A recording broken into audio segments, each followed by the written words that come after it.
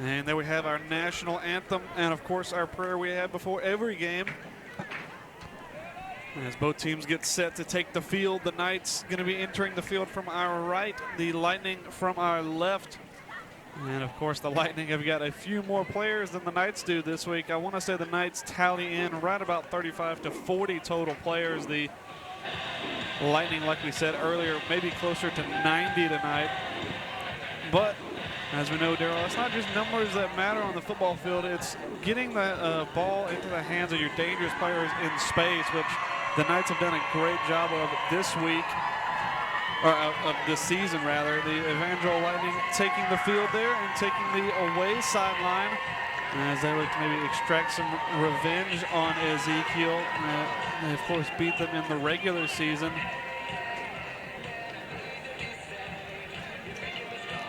Here comes And the Ezekiel Academy Knights, the defending state champions, take the field.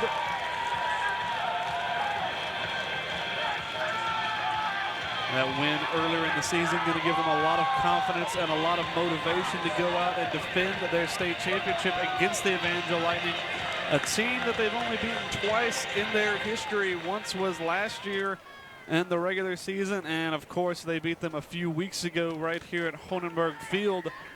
We will see what happens tonight. We have 4 quarters of football to be played to see who'll be walking away from here, our state champions. We've got an extra referee out tonight, and also we've got a play clock on the field, so we'll at least be able to keep track of delay of games and things like that.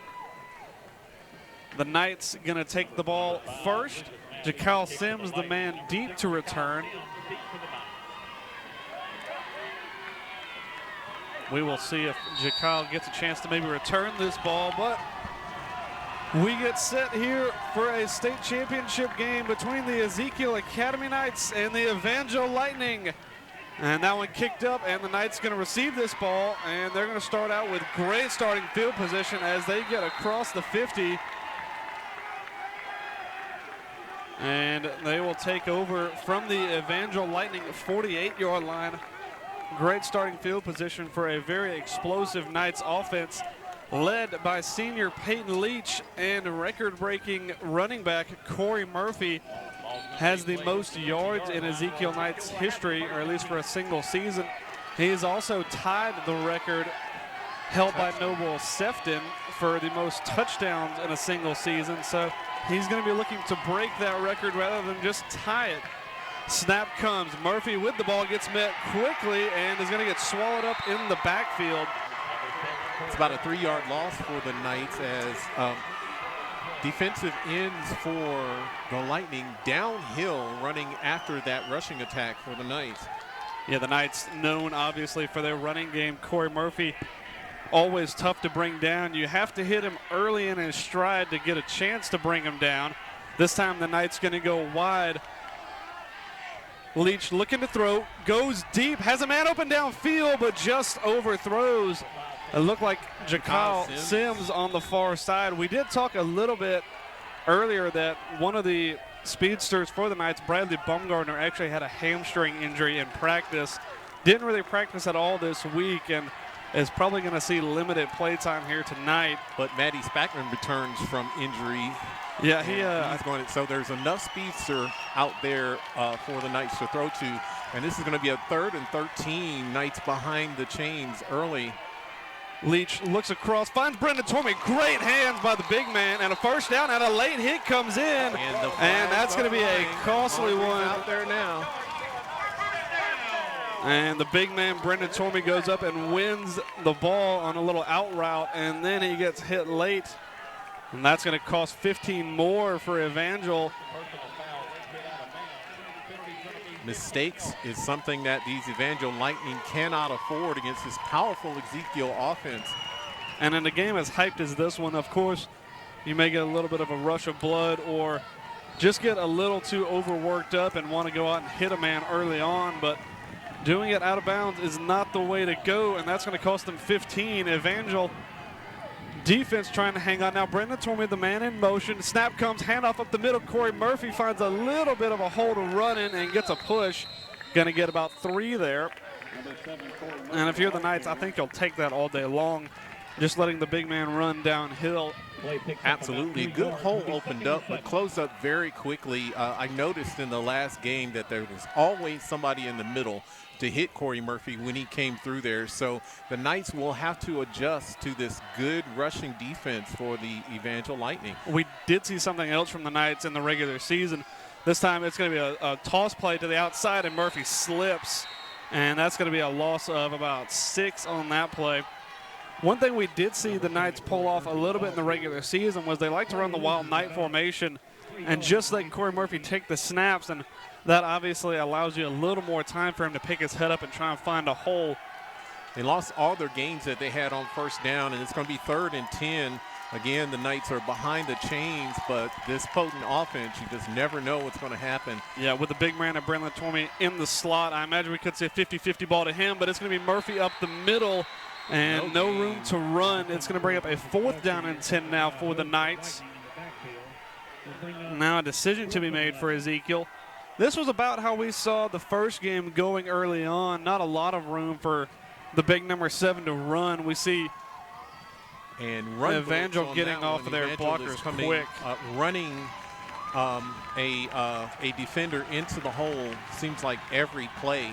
And if they're doing that, then and a timeout called. Timeout called by the Lightning. Unhappy head coach tossed his headset. Not happy about something. Someone wasn't lined up in the place where he should have been. Yeah, Jakyle Sims came out here to the near side a little bit late, and I wonder if that kind of off-put the Evangel Lightning a little bit. With guys that the Knights have at the receiving corps, you're not really going to want to allow anyone to line up with a heavy advantage, obviously, because every single one of those guys can go out there and make something happen. And single coverage on the outside like that, it would be easy pickings for the senior quarterback. 9 minutes and 13 seconds left. A crucial early down here. It's going to be 4th and about 12 for the Knights.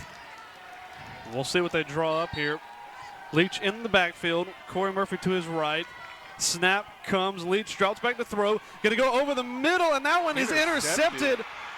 And that's Evangel going to try and bring that one back. They get back to about the line of scrimmage for the Knights. And like you said, Darryl, about like a punt. But the Knights did have an opportunity there. Jakyle Sims, I believe it was the intended target. He was open in the back of the end zone. And if that ball is a little bit better thrown, that could have been 6 going for Ezekiel. Leach saw him a little bit later on in that play. I think he did too. I think he just didn't get enough on that one. We'll watch it again real quick. Jakyle Sims just off your screen to the near side here. Leach steps up, didn't really step into that throw as well as I think he would have liked. Kind of floated one. By the and handoff. We'll see what the Lightning can do here. A good hole opened up for him there, again of about 5. This, though, I feel like is where the Knights' bread and butter is. You would say their offense is pretty excellent, but their defense at times this year have been unplayable. But, of course, the Evangel Lightning are no slackers on offense either. We'll see which team can get the better of the other. I think it's just going to be a battle of the line pretty much. If Evangel can give time for their quarterback to get the ball out of his hands. Looking to throw here. Pressure eventually coming, having to roll out, goes deep. And that's a great catch. Well covered, but a fantastically thrown ball and a great catch for Evangel. Have them now well into Knights territory. That was, I believe that was Elijah Ward, the man in coverage, in a good position, but the ball was very well thrown. 48 yards on that pitch and catch there. That was just a wonderfully thrown ball and well designed as well, as they picked on our corners and safeties last time a little bit.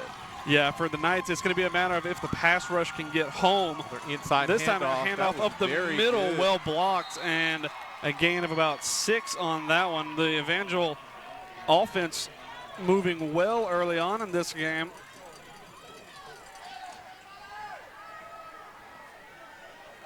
Some good design blocks up front by the Evangel Lightning, maybe confusing the Knights a little bit on the defensive side of the ball. Of course, Miles Richardson is the one that everybody knows, along with Peyton Patchell being a threat to bring somebody down in the backfield. Man in motion again, quarterback drops back, looking to throw, fires to the near side, good catch, and a tackle comes in fairly quickly. A gain of a few, but it's going to bring up a 3rd down.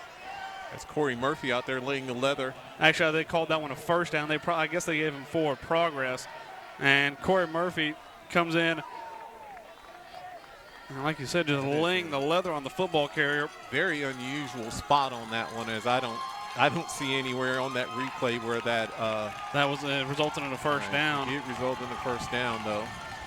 Shotgun formation again. Wolf in the backfield for the Lightning. Snap comes, looks to throw. Pressure coming around the backside, now in trouble, and pressure does get there. It drops a screen pass underneath, but that is also well covered. That's some good defense by the Knights there. Looked like they could have taken a sack, and also it looked like the ball nearly got ripped out of Wolf's hands. We'll see it again here. Drops back to throw, thought about the dump screen, but the option was not there. Good heads-up play to drop that one off, but still a loss of about 4 on that play. For the first time in the game, the Knights' pressure really disturbs the quarterback, and I think they're going to do that a lot more often, using a 3-man rush.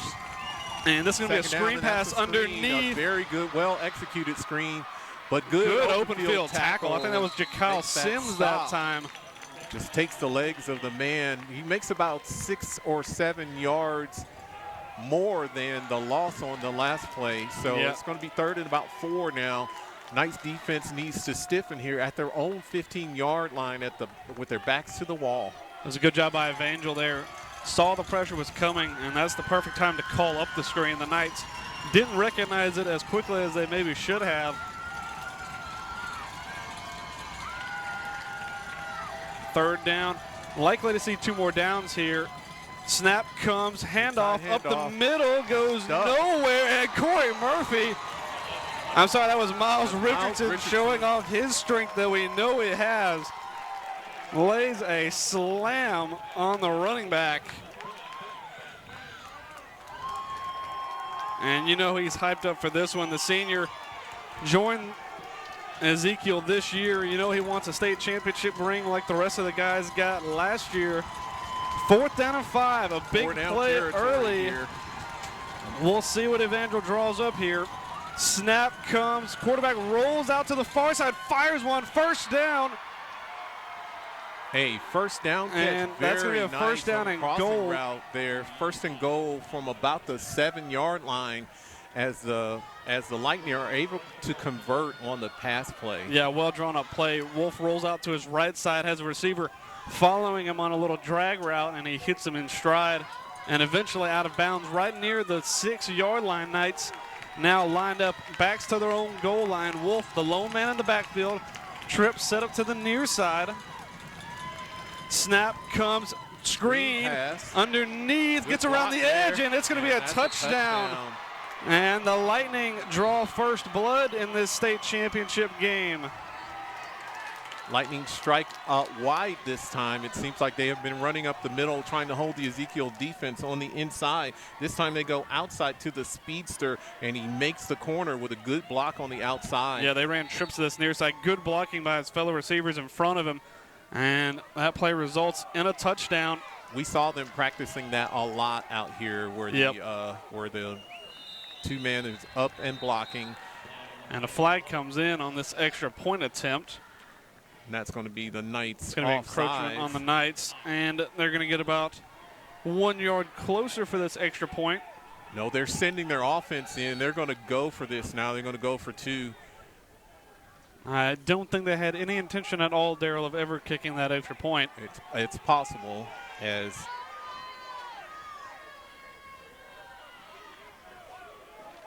we'll see what they draw up here. On the double wing back, snap comes, going to be up the middle, and it is good. Evangel lead early, 8-0 against the Knights. After a good stop, Knights poised to score, and the Lightning flip it on the head and wind up getting 8 of their own. We'll see what the Knights come back with whenever they get back onto the field.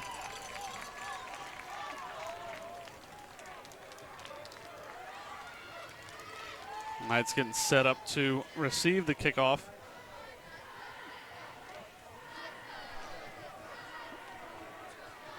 And we have Zap Pest Control, your hometown company serving your needs for termite and pest control. Of course, Zap Pest Control, we all know them. We see the cars driving around Montgomery quite often. Luckily, being a kind of cold night, though, we don't really have to deal with too many bugs here in the press box. This onside kick is a good one, and Corey Murphy going to pick it up. Going to find a little bit of space, and the Knights going to be with, again, good field position. That's twice in a row that they've tried some trickery. The first time, Kyle Sims almost took off with it. So yeah, that one. Tried the pooch that looks more like a traditional onside kick that time, and the Knights again get very good field position. Let's see what they do with it this time. Yeah, going to want to capitalize this time. The Knights defense struggled to slow down the Evangel offense, so we could end up seeing a shootout here. Murphy and Leach again in the backfield. Brandon Tormey, the man in motion. Murphy up the middle, finds a little bit of room and gets across the 50-yard line for a gain of almost 4. Going to bring up a 2nd down and 6 for the Knights. Good, strong inside run on that one, a trap play, and the Knights get about 4 or 5 off of that one. Yeah, well designed also, bringing Brandon Tormey across. He picks up on that left edge and allows Corey Murphy to find a little bit of space up the middle for a gain of almost 4. That motion is the key to the run game, and usually the guy we see doing that is Bradley Baumgartner with the speed, and they make sure that ref's talking over something in the middle of the field. Problem with the greasy ball. Well, it looks like they're going to recenter this ball. It is unusual for them not to mark it on the hash when it comes to one side or the other. Yeah, that is very odd. Unusual. Snap again, going to be Murphy up the middle and met immediately. Dropped about 3 yards. Run blitz from the Lightning been very effective early on, allowing the big man no space to run. And that's going to be, again, a loss of about 3.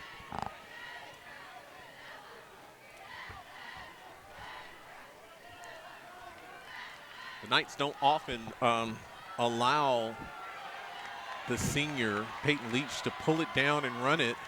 But I think that's what this time going to go deep. Matty Spackman is the man there. And it's incomplete. He put both hands on it. He had it for a moment, but just couldn't hang on to it. That could have been a touchdown for the Knights. Knights attempting to take advantage of the run blitz that time. We'll watch that one again on the replay, and it was Matty Spackman beat his man by 2 or 3 steps. Just wasn't able just to haul in and out of his hands. And the Knights look like they get ready to punt here.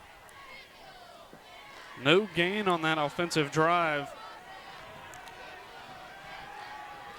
Peyton Leach can flip the field, though, for the Knights. We'll see what he can get out of that right leg here. It is a great punt. High up in the air, not even going to be fielded. It takes a little bit of an Evangel bounce. Still going to be lined up inside of the 20, but the Knights offense just not able to get going here early on. And let's see if the defense can hold here as they had 4 plays that time around the 50-yard line and weren't able to get any real yardage on offense. But the last drive started in this area for the Lightning and went all the way down the field for a touchdown.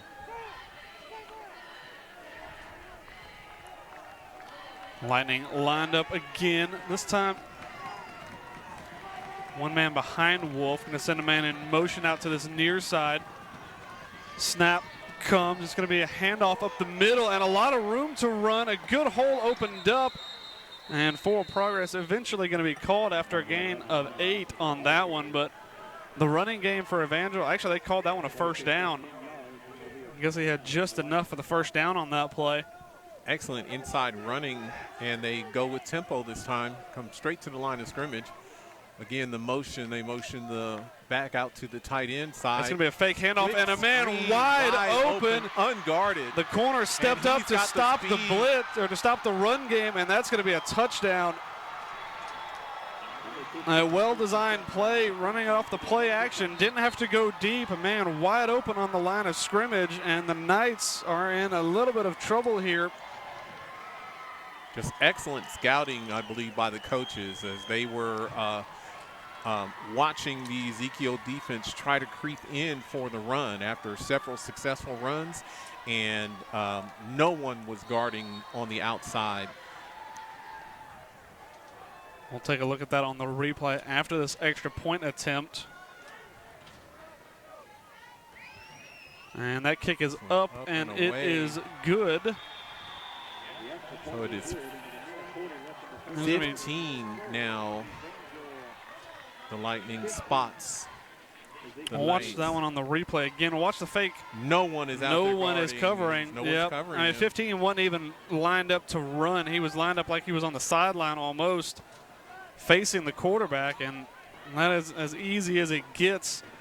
Definitely their quickest man on the field, and the Lightning take an early 15-0 lead with 1 minute and 40 seconds to go here in the first half, or in the first quarter. Knights twice have had great field position and twice have not been able to punch it into the end zone. 2 onside kicks give the Knights the ball around the 50-yard line, and it looks like they're satisfied to do that on a regular basis if the Knights offense cannot move the ball. Yeah, and I feel like for Evangel, it's a worthy venture because, I mean, chances are you could eventually get a nice bounce and able to pick up an onside kick here. This one is going to go a little bit deeper. And it's going to be recovered. Knights have a hole here, a chance to run up the sideline. A good cut trying to get around the punter is Jakyle Sims, and eventually is going to go down. And that is an excellent effort by the young Jakyle Sims. We saw him last week nearly bring one back to the house and had another half opportunity there. He gets about 40 yards out of this one as he catches it around his 20-yard line. This is a good kick. If he'd have kept, I think if he cut to the right, I think he might have had a touchdown. I think he beat the kicker for speed all day, just cutting down that sideline. But exactly, just not enough confidence in his speed to go around the kicker instead of trying to go through him, and that could have been 6. And this time, Bradley Baumgartner checking in on the slot. Like we said, I'll probably see some limited play time. This time it's going to be a handoff again up the middle. Goes nowhere. Another good tackle by the interior linebacker for the Lightning. They're playing some excellent football right now, as the scoreboard shows. With about a minute left in this first quarter, they have dominated the Knights. For the Knights, I feel like the key to opening up this game, you're going to have to go to the air. You've had a few chances. Yeah, Leach has thrown an interception, but he almost threw a touchdown along with it. We'll see what they drop. Again, Spackman and Bradley on the near side. Snap comes. Leach is going to throw here. He's going to go deep. Has Spackman. Beats his man, and that time it is caught. Touchdown, Knights. And like I said, I think the key to winning this game for the Knights will be through the air. As long as Evangel Lightning is bringing that run blitz to stop Corey Murphy. Absolutely. He's going to be one-on-one coverage on the outside. Every time. And I feel like the Knights, their receiving core, I feel like they can beat every single guy they line up against. Again, you saw him try to come through the middle of the field from that run blitz, and he was the deep safety.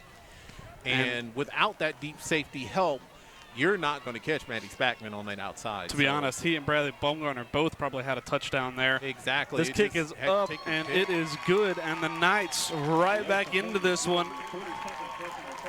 Now I think it's down to the defense. We'll see what they can do to stop this Evangel offense, who has been unplayable so far, but a renewed sense of confidence for the black and red Knights with 40 seconds to go. We'll take a quick look at one of our sponsors before we get this ball kicked away. We've got Nancy's Italian Ice, a fun new place to cool down and sweeten up in East Montgomery. Serving up to 16 flavors of Italian Ice daily, as well as delicious gelato and sweet bakery treats. Located at 7976 Vaughn Road, next to Winn-Dixie at Taylor and Vaughn. Knights getting set to kick this one away for the first time tonight. The Nancy's Italian Ice ad right after the sweet touchdown. Matty Spackman been absent the past 2 games for the Knights. Had his wisdom teeth pulled, I believe. So probably not a ton of scouting tape on him, and they use that to their advantage. Right down the middle. This one going to be set up right around the 34-yard line. Best field position of the day for this Lightning team. Haven't seemed to need it so much when this explosive pass game has served them very well. If you're going to drive 80 yards every time, it doesn't matter where you get the ball. Exactly. So it's time for the Knights defense, which is usually the strongest part of the team, to stand up now. 2 possessions, 2 long touchdown drives by the Lightning as they have befuddled the Knights defense. And the 1 touchdown, I would say you have to give it up to a bad coverage, because if you're not covering a man, he's going to score more than likely. This time, snap, quarterback rolls out, delayed blitz, eventually gets there, but Wolf able to stay on his feet, rolls out to the near side, just going to throw that one away. And it would not be intentional grounding. For the Knights, you feel like that's a missed opportunity at a big loss there for Evangel. Wolf is very shifty as he's running around back there. This is about the 3rd time he's avoided the Ezekiel rush. He should have been on the ground right there. Yeah, we saw Richardson had at least 1 paw on him. And Corey Murphy came around the side. It looked like the first man who got there kind of nearly shifted him away from Corey Murphy as he went to lay a hit on him. So they live to fight another day. It's going to be 2nd and 10 from the 35 for the Lightning. Yeah, they went from what could have been easily a 2nd down and 20 to now a 2nd down and 10. Snap comes, going to be a handoff up the middle. This time it's met quickly. A little bit of a push forward, but not much gain. And it's going to bring up a 3rd down and about 8 for the Lightning. They don't have to run another play in this quarter if they don't want to. The Knights, a little bit of renewed sense of vigor. They give them about 3 on that last gain. So 3rd down and 7 now upcoming. But they're going to have to do it in another quarter, as that's the end of this one. The Ezekiel team has really taken it, taken a couple of punches early on, and they make a good defensive stand so far on this drive as they. I imagine they're probably going to have to do it twice more, though, as I don't see Evangel kicking this ball away as well as their offense has been clicking. We'll see this first one. This was the first touchdown. Just a little dump screen pass. It's been number 15 twice now. He's got 2 touchdowns to his name. This time, a little bubble screen and some good blocking. But this one just a blown assignment by someone on the Knights defense. And a track meet ensued as the speedster. Now this one, a play action handoff. And Matty Spackman, a track meet going the other way as he uses his speed. And the Knights they've had Matty Spackman twice looking like he could have scored a touchdown. That one did result in a touchdown. Also one to Jakyle Sims over the top. Could have resulted in a touchdown as well, but was unfortunately intercepted. So the Knights passing game is an option there if they want it. We'll just have to see how much they trust their senior quarterback. It looks like that is the answer against this Evangel defense. At least for the moment. 3rd and about 8. Snap comes, Wolf, time to throw, gonna sling this one deep, has a man, and it is caught, and he is eventually dragged down near the 5-yard line. Jakyle Sims was the man who got beat. And I believe that's going to be at least 100 yards receiving for that young man, as he is a speedster. He got behind the Evangel defense, and they were guarding him that time. Jakyle Sims had given him about an 8-yard cushion on that one and just could not keep up with him as he took off and went over the top there. Yeah, whenever you get a guy who's that fast, the key to beating them is going to have to be your pass rush has got to get home. And for the Knights, their pass rush has not gotten home so far. This time a run up the middle goes nowhere. That time it was the big number 7, Corey Murphy, dropping that one for a loss. Had a little bit of help from Peyton Leach, who came in late. I'd say that was probably a loss of about 1. 2nd and goal from about the 7-yard line, as the big pass play has bitten Ezekiel twice. Yeah, twice. They've been able to flip the field with a couple of deep balls, and one obviously went for a touchdown. And the screen pass on the other end of the field was what they did when they were close like this. So Knights have to look out for that. They ran that one out of the trips, not lined up here in the same way. This time the man comes in motion. It's going to be a pass play over the head of everybody. Tossed that when he actually saw, I think he really looked at that and saw that there was a man out there in coverage and just didn't want to chance that interception. Yeah, Smart quarterback play by the Lightning. Had that one been picked, it would have gone the other way for a touchdown. 3rd down and goal. Knights probably going to have to try and defend this twice more. Single coverage on all the receivers out there. Going to try and, looks like they're trying to find maybe a matchup that they like. Snap comes, going to be into the end zone again over the head of everybody. And the Knights hold it for one more. I think he threw that as a jump ball, and he didn't realize that his player was human and couldn't jump anywhere near that high. Yeah, he wasn't was Brendan not Brendan Tormey. Also, I think he was lined up against Peyton Patchell out there, which is not an easy matchup for anybody going for a jump ball. And Knights trying to get one more. 4th down and goal. For the goal line stand here. The crowd is getting loud out here. Snap comes. Wolf to roll out to his near side. Fires it. Out of and bounds. It's out of bounds. That is no touchdown. Outstanding play. And they call it a touchdown. That is not. We'll look at that one again on the replay. It didn't look like he had the ball in his hands whenever he went down. He had that right foot and dragged it inbounds, but that ball did not. That is so close from that angle. Hard to see from that angle. Cannot see the ground from that angle, and it's the point is a bit moot now as they're lining up to kick the extra point. We'll see if we can't pull it up from a different angle in a minute, but extra point attempt is up, and it is good. Another good drive. Knights nearly able to make their stand, but Evangel find a way to score. This is going to be the angle we're going to see it from here. It looks like he got that right foot down, but I don't know if he had possession of the ball or not. A well-thrown ball. And we see the catch there. And that is a touchdown. Yeah, that was very close. Excellent play by the Lightning. The question is, does that ball bobble at all? He caught it with one hand. Yeah, we'll see the catch here. The foot does get down. The foot is down, but does the ball move right there? I think that is going to be a touchdown. That's a hard one to overturn, but it looks like right there on that little still frame, if we go forward right there, that ball moves. And that is a tight one to call. That is. Hunter Wilson down there complaining to the refs that hard to call that one. But either way, Knights now again trailing by 2 touchdowns. And again, looking to defend the onside kick as they have most of the game so far. And this one's going to be even shorter than the last. Sims still going to recover it.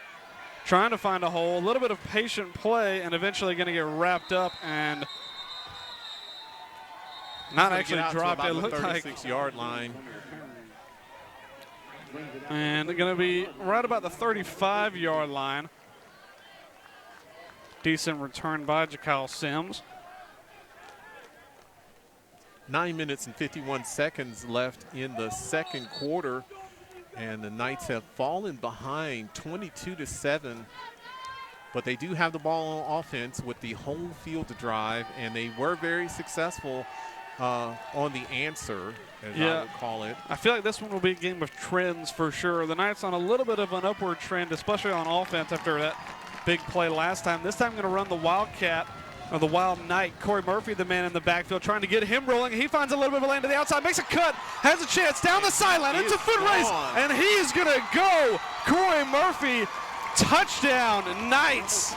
And that touchdown not only significant for this game, but Corey Murphy has also broken the single-season touchdown record for Ezekiel Academy that was once held by Noble Sefton, now held by the big number 7, Corey Murphy. That is his 20th touchdown of the season, as he is just going to – Big Miles Richardson comes around the end and cleans out the end, seals the end right there. As well as Peyton Patchell also.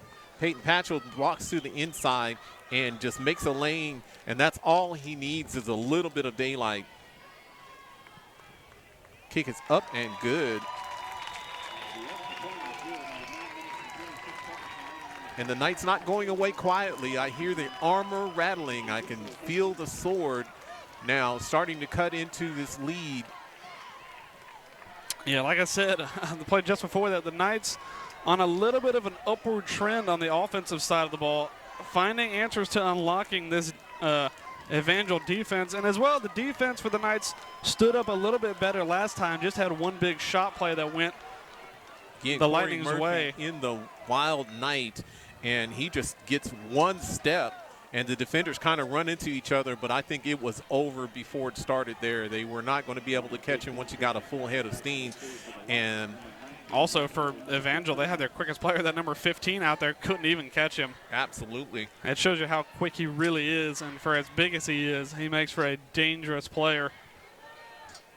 So the Knights are going to kick this one away, and they're staying in this one, as it looked like it could have been a blowout at the beginning here, but these Knights are not giving this up. That's an onside kick that's going to go out of bounds.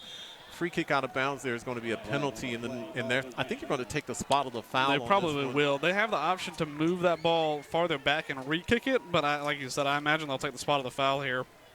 Good. The best field position of the night for hasn't really seemed to matter for Evangel, to be honest. Absolutely. For the Knights, every time they've had the ball, except for when they have driven it all the way down the field. For the Knights, it almost helps when they have a shorter field, because they have the Knights beaten for speed, especially in the safety in the corner. But whenever they get compact and have to get physical, the Knights seem to win that battle a little more often and don't really give Wolf that option to stretch the field as much as he would have liked. First and 10 for the Lightning at the 45. He Wolf looking to throw, and again going to go deep. This one out of bounds, a little bit overthrown. The pressure was starting to get there as Miles Richardson came around the end, and anytime you see big number 1 coming around there, you better get rid of it. Hey, what's the quarterback's name? And Peyton Leach, the interception leader for the Knights, was back there on coverage, and we're looking forward to him getting his hands on the ball if he can keep up with these quick Lightning receivers. Snap comes again, looking to throw underneath this time for the screen pass. Brendan Torrey forces the fumble, and the ball's on the ground. The Knights pick it up. Outstanding. And Ezekiel Academy have forced a turnover. Brendan Tormey punches that ball free, and the senior Miles Richardson comes up with it. And that's what the Knights needed. They needed a break, and the defense stands up. Again, a well-designed screenplay. Brendan Tormey read it fairly quickly and just gets a hand on that one.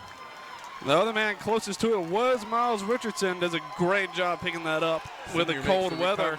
And now the Knights with a chance to get right back into this one. Going to have to take advantage of it, though.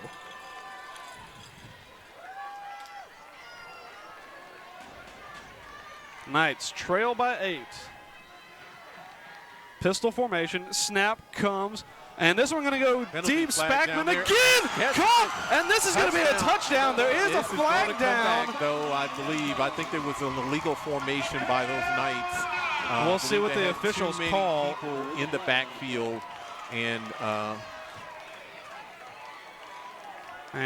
from Brendan Tormey's mood, it looks like it's going to come back. That is going to come back, but that is another outstanding play, and that lets you know now that the Knights, yes, that's what it's going to be. It's going to be a false start. That should have been a dead ball foul, though. It should be calling that right away.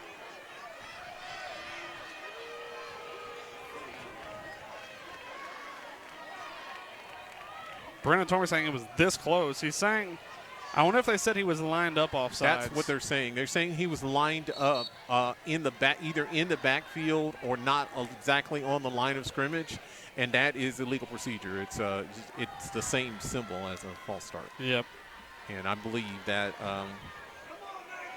Well, again, though, the Knights showing signs of great life. Matty Spackman, an excellent catch. Unfortunately, it does get called back. Pistol formation again. Snap comes up the middle. It's Richardson. Has about 10 on that one. And that is Corey Murphy, who gets about 10 of that. Like we talked about, once you open up that passing game, the running game, we'll see. Yeah, we'll see where they lined up here. Okay, we have Tormey on the outside. Spackman looks onside. Yeah, I can't see anybody. Nobody moved. Nobody moved. I think that was just a mistake by the officials, unless he was saying that Tormey was either on the line of scrimmage when he shouldn't have been. Yeah, that's the only thing I can assume. The same symbol for all the other. That is. And Murphy tries to get a push. Going to get about maybe a yard on that one at most. Third down now upcoming after about no gain. So it's going to be third down and about 3 for the Knights. I think the key for the Knights here tonight is just going to be balance. Balancing out that passing and the running game. because we've seen now Murphy finding a little bit more space now that the Lightning respect the deep ball a little bit more. So that safety is not allowed to step up as much. This time, though, the Lightning going to stack the box. Murphy in the Wild Knight has Richardson to his right, who will come in motion. Snap comes. It's going to be a pitch underneath. And Richardson dragging the pile forward, going to be close to a first down. And it's going to be enough. The chains are going to move forward. Are moving now.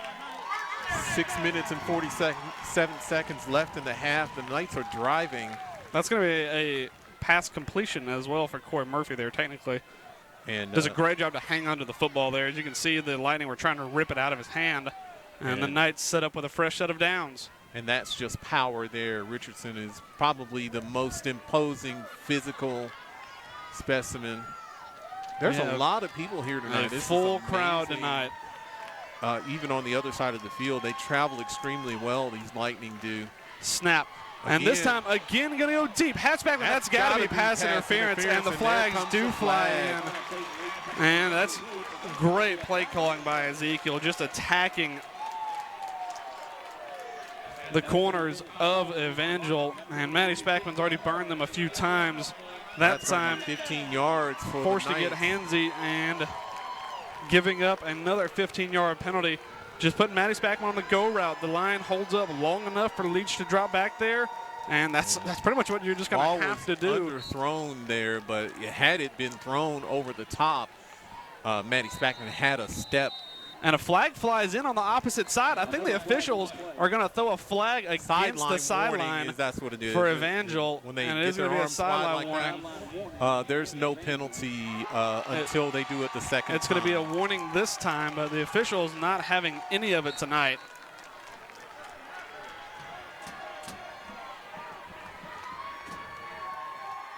They have done a relatively good job tonight as state championship officiating.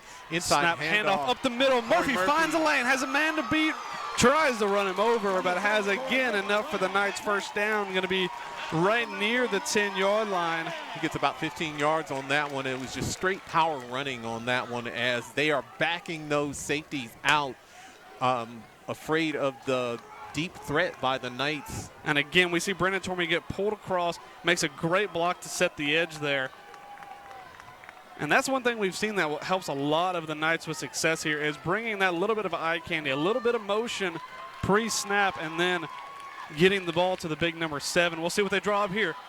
Leach going to keep it, tries to cut inside, breaks a few tackles fighting, gets down inside the 5. That's going to be second down and about 3. They can make a first down before they make a touchdown. It looks like that first down sitting right about on the 2-yard line. Good running there by Peyton Leach that time as Corey Murphy has a blocker. And that is something that traditionally the Knights don't do. No, you don't normally see them do that, but because they have Corey Murphy. Exactly. When you can run him out of the Wildcat, it helps a lot. And that also gives him time to keep his head up and really just kind of watch. Instead of worrying about an exchange there, he can keep his head up, watch where the defense is coming.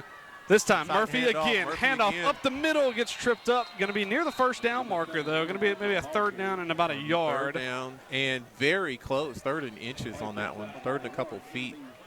We'll watch that one again. Again, bringing the man across. This time it was Peyton Patchell. Carrying that one like a loaf of bread, as they and Murphy say. Just got tripped up. The Lightning came up with the ball, saying that they recovered a fumble, but Murphy was already down before that. 3rd down and a yard, or less than that even. 3rd down in inches.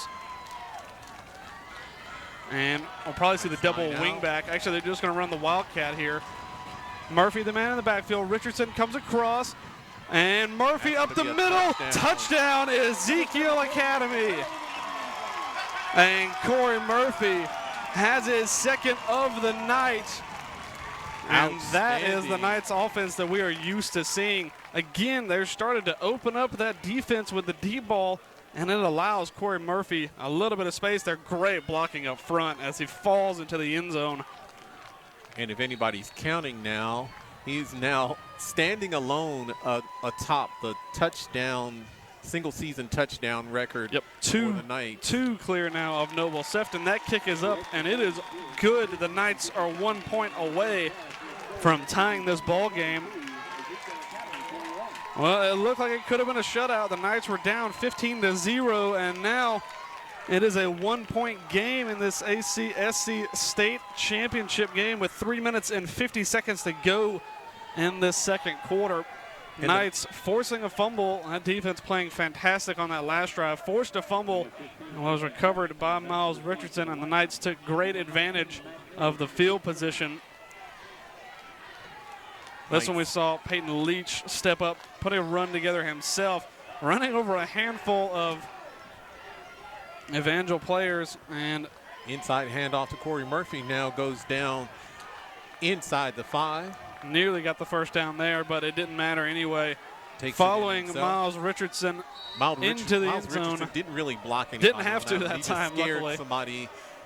And this one going to be kicked away, going to be just a squib kick. And this one caught. And will be recovered, and now trying to find some space to return here. Not a lot of it to go, though. Going to be brought down Actually right near the backwards. 37.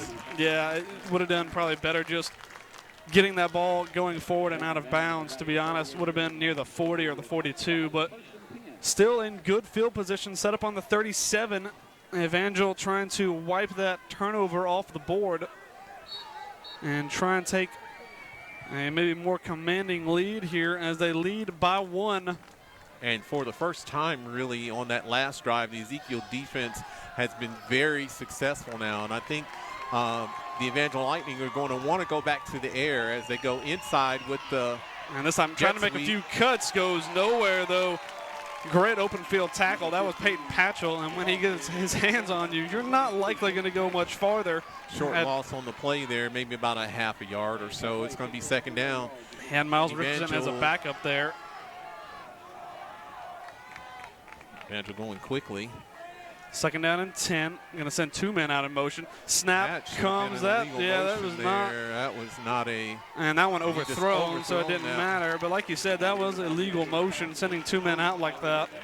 Well, actually, 2 men moving at the same time. Exactly. Penalty, and one of them was moving towards the line of scrimmage when the ball was snapped. When the ball was snapped, and that's another penalty. So officials have done a good job though so far tonight. So far, crowd is loud. Good. Crowd is Third down now. and They 10. are ready for the Knights to make a big stand on defense as it's 3rd down and 10. Still 3 minutes to go in this second quarter. The pressure is going to have to get to the quarterback here. I imagine we're just going to see a go route from somebody on the Evangel sideline and a deep ball thrown. No safety for the Knights. Now they've thought about pressure. Now going to drop it back. And again, here's the deep ball. And it is incomplete. Oh. That was a touchdown catch. We saw him dropped 2 touchdowns tonight, and he was wide open on that one. That time came open on the wheel route from the backside of the field, came wide open. Had Jacal Sims try and step over on him, but like I said, that Knights defense is going to have to start putting pressure on the quarterback, because whenever they have that much field to work with and time for the quarterback to step back and throw, he's going to unload every single time. 4th down and 10, though. The Knights do make a stand. Evangel out there in punt formation, and we know Sims can do some damage with the ball, standing right near the 30-yard line.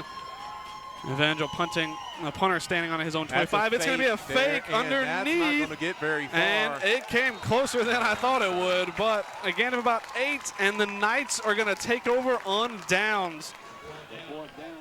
Knights almost went for the fake that time as they were able to, someone in the middle of that Knights defense was able to make the stop. And the Knights have great field position at the 47-yard line of the Lightning with 2 minutes and 25 seconds left, and they're only down by 1. We'll watch the fake again. It was just a snap to the up back here. It was hard to see who got the tackle in the end. It was some good blocking by the Lightning, but it looks like Peyton Patchell. Patchell stayed home and got the tackle. I'm sorry. That was actually Sam Blunt. Sam Blunt, yes. Who made that tackle. Sorry. Good job getting that one in the open field. Knights 2.5 minutes for the Knights to work here. We'll see what they can do. Going to try and take their first lead here, and they are going to unload. And it's Spackman again, and it's a touchdown, Knights. Ezekiel Academy and Matty Spackman turning this game on its head as the Knights have their first lead of the game. Over the top. And it was pretty much the same route that Jakal Sims got run on him. It was a wheel route to the outside. Spackman beats his man by 2 or 3 steps and is able to walk into the end zone. And Knights have their first lead. He had both his hands on one in the other corner of the end zone and dropped it. Yeah, he gets his. That could have been his 3rd touchdown. 28 points now. The Knights have really lit it up on offense now. And like I said, when they were down, the Knights kind of felt like they were on an uptrend after that first touchdown. And it was just a feeling out process with that defense. The defense is still going to have to play some good football, but they were able to get a turnover. And now they are rolling on offense. They stopped the fake punt. Yeah, that was one of the bigger plays. And I feel like for the Lightning, they're starting to feel that spot where it's going to be hard to stop that deep ball no matter where they are on the field. Absolutely. So I feel like the fake was obviously worth the gamble, and they will be receiving the ball after halftime. But it's a great concept that they have been bringing people to the middle of the field to defend Corey Murphy. As they pick it up again this time, same guy gets the ball. They're going to try and get this one around. Has a little bit more room this time and going to be dragged down near the 44-yard line. Now we're going to see just the battle of adjustments, I imagine. The Knights going to have to try and stop the deep ball, and same for the Lightning, just figuring out how to stop the deep ball. And honestly, I feel like the answer is getting pressure on the quarterback. Absolutely. So far, we haven't seen a cover corner who can cover the real speedsters out there at the wide receiver spot. Bringing pressure on the quarterback, for me at least, is the only option you got. Trying jamming somebody at the line and then going for the quarterback. And that is the shortcoming in this level of football. Absolutely. You really can't get guys out there who know how to cover as well. You might have one cover guy or two as they. Oh, that one a well-thrown ball. Looked like it was overthrown initially, but that was obviously not his intended target. And a first down for the Lightning, something we haven't seen from them, kind of that underneath throwing game. We saw the danger man, number 15, come in motion, thought he might run another wheel route here, but a great ball underneath. Safety had to step up and make the tackle, but this time a run up the middle goes for a few. They were very successful on that early in the game now, but yeah, the Knights seem to have adjusted well to that. And now some tempo from the Lightning. Yeah, about 1:20 to go here. Going to try and get this game, try and get the lead back probably.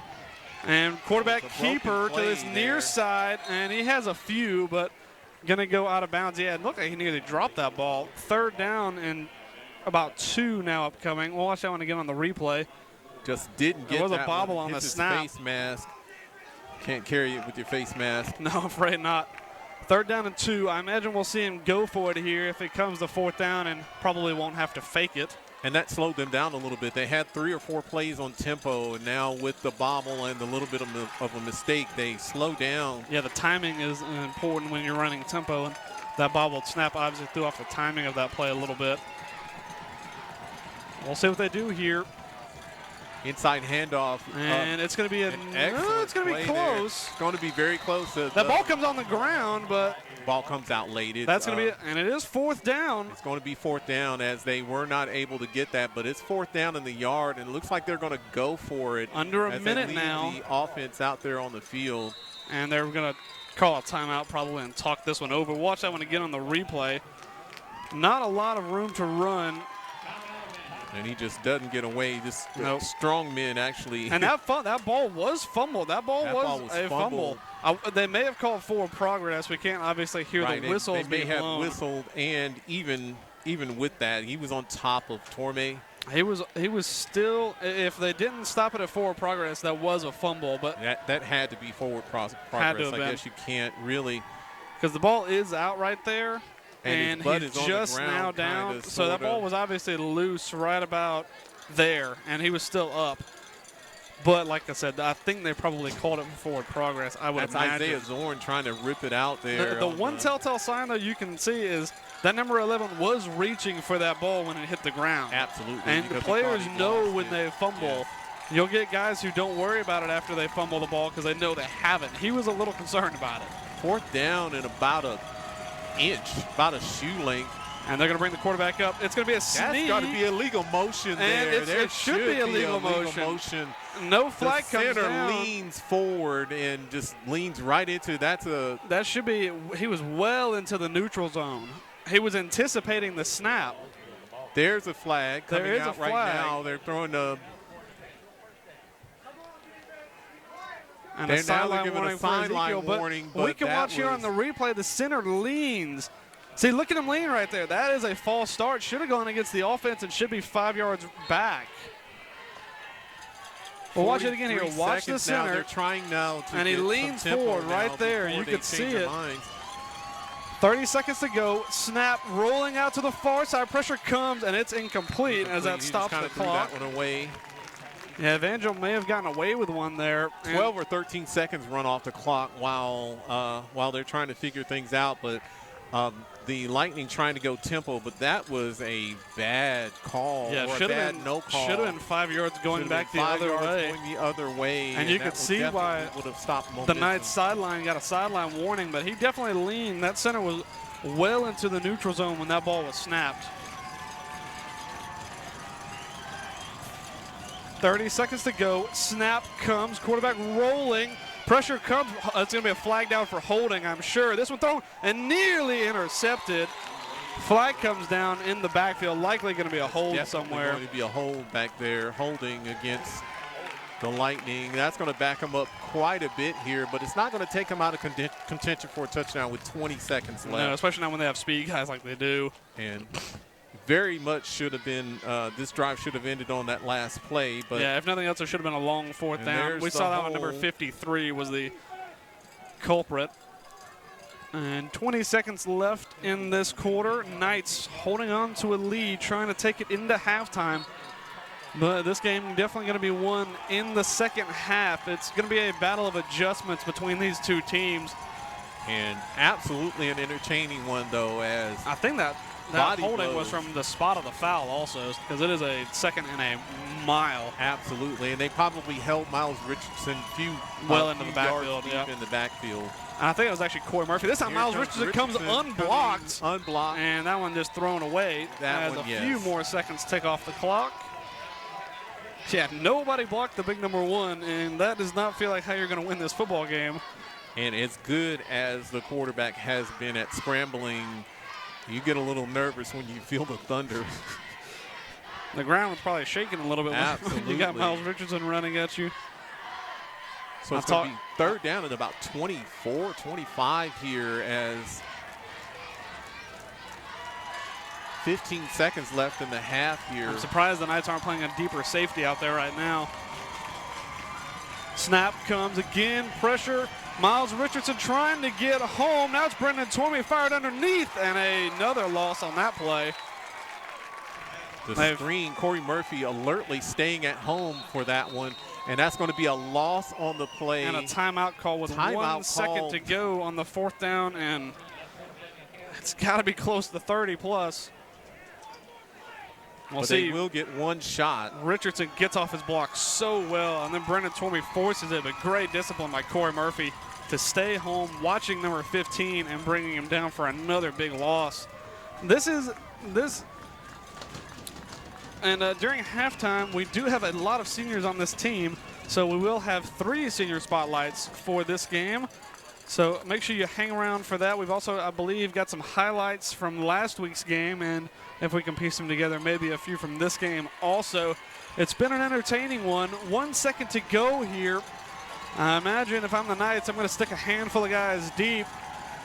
And they run trips to the near side. We'll see what they draw up. I don't imagine it can be a very complicated scheme. Could be a screen pass like they did last time out of Yeah, that's what they ran out of the trips to the near, but that one was right on the goal line. To the inside man coverage by the Knights.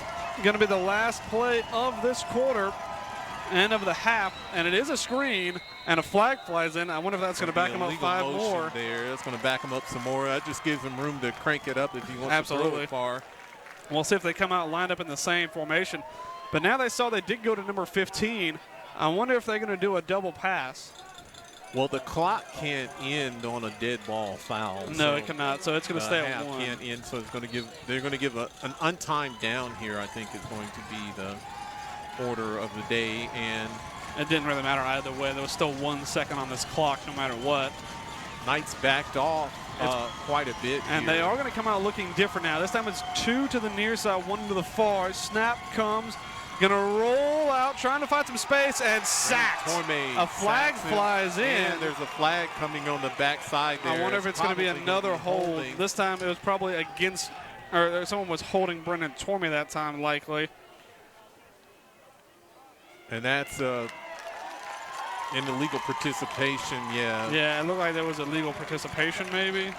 And there was a hold on that backside also on Tormey. Either way, we go into this half. Knights leading this game at 28-22. Lightning will get the ball after the half. It looks like we're going to have probably, I imagine, a 20-minute halftime. Well, Terrell, it's been an exciting one early on. How are you feeling about it? This is the knockdown, drag-out fight that we always hope for when we want to watch a championship game. Either team is worthy champions, and we just really want to know now who's going to be the toughest when they get to the end of this one. I think the Knights have really established themselves as the best team here, but the best team doesn't always win. It's the team that plays the best. Yeah, I feel like the Knights have the better skill guys out there, but for me, it's going to be a matchup of scheming. The coaches, I feel like, are going to win this game.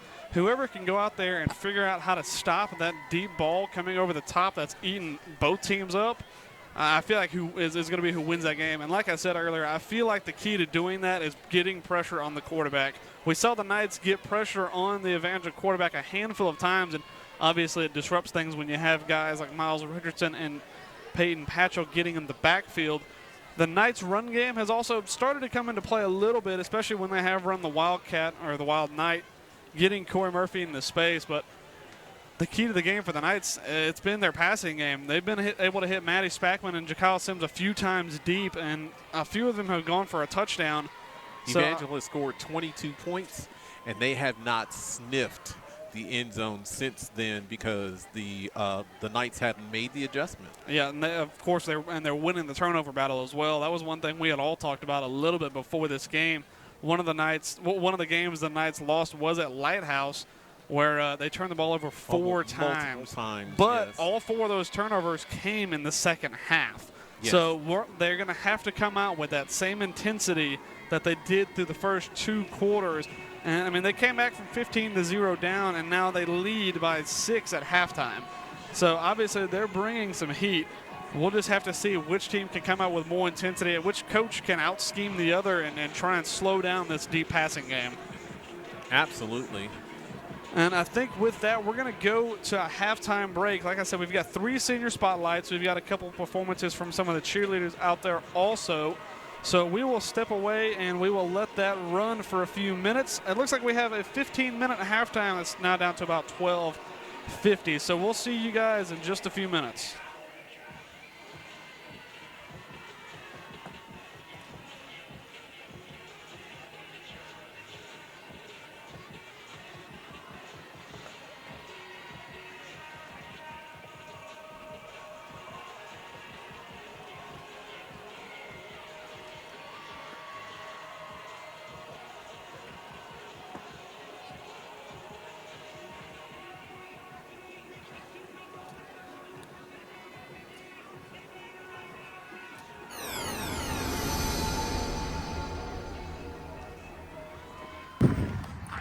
Peyton Patchell, number 22, Ezekiel Academy.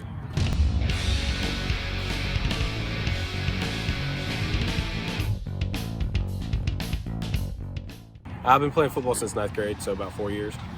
My favorite position is probably linebacker. I played receiver, I've played running back, and I played tight end. I do enjoy looking back at beating Evangel this past year and this season. And winning the state championship last year, that was definitely a great experience. I played basketball for Ezekiel in the past 3 years.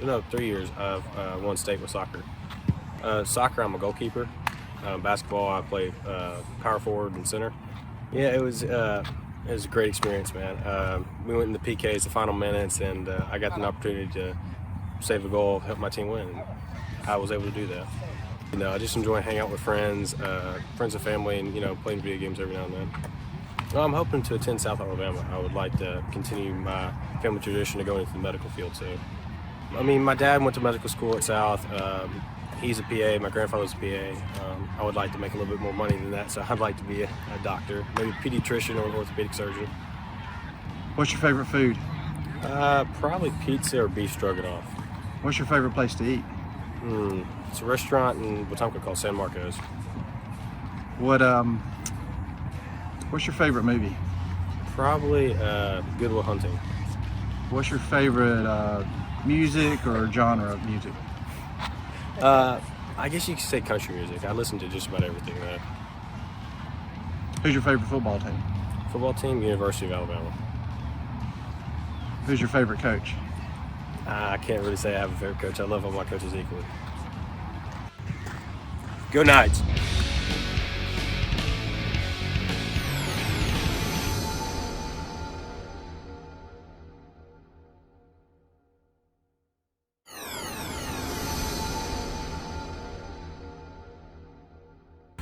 I'm Chayton Chastain, number 80 for the Ezekiel Knights.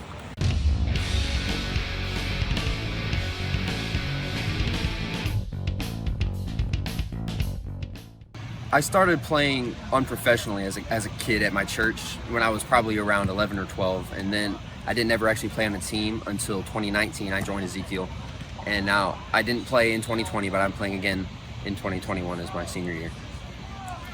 2 years ago, I played on the offensive and defensive line on the JV team, and it was fun to learn. I learned a lot from it, but it was not as near as fun as this year. I'm playing as a wide receiver and sometimes a tight end. I enjoy that a lot more just because, I don't know, my body build just seems to be more built for that. I guess it's more fun to me. Just really all of the growth that I've had. I don't know if there's any one specific part, but just all in all, just being on this team with the coaches has made me a much better player and understand the sport better. And obviously all of the wins we've had are amazing. Just, I love this team, and it's been fun playing with them. So I don't play any other sports on a real team, but I play basketball and ultimate frisbee and stuff with my church. At church camp, we do tournaments and stuff. I love archery. I love a bunch of different things. So yeah, not really. Football and frisbee are probably my two favorites. I enjoy leatherworking, so that's cool, along with, like I said, archery. And I enjoy studying the Bible, really, and really kind of just discussing and debating with people about different doctrines and politics and stuff like that too. Gotta be science. I love learning about the way God's creation all fits together and works as one unit. So I might work for, my dad runs his own heating and air company. I want to work for him for a while. After that, I plan to get into music ministry and youth ministry somewhere, go to seminary at some point, and I really want to study music more than anything. So, What's your favorite food? tomatoes. What's your favorite movie? I have maybe one of the Avengers movies. Got it. What's your favorite song, artist, or type of music? I love Christian rock. I love Skillet, and For King and Country too. It's really cool. Who's your favorite football team? Favorite football team? Oh, I don't know. I love Auburn. Auburn, really, probably, yeah. Who's your favorite coach? Jesus. The head coach of my life, man. Jesus. Go Knights.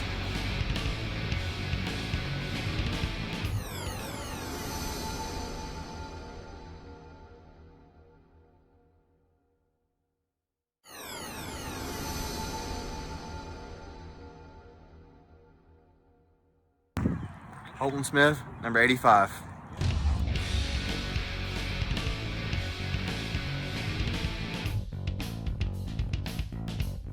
I've been playing football since the 9th grade. I played offensive line, sometimes around center, either switching with the guards, but I've been playing defensive line, mainly defensive end, but I like defensive end better. In 2019, I remember getting an interception against Russell Christian. I got back to coverage and when I wasn't supposed to, so that was fun. I played basketball 1 year, and I just decided to stick with football because I like football more. I play guitar, and yeah, I play guitar. I know one very well. It's Simple Man by Leonard Skinner. I know how to play that very well. I'm planning on going to Troy University. Don't know what I want to major in yet, but I'm planning to head to Troy next year.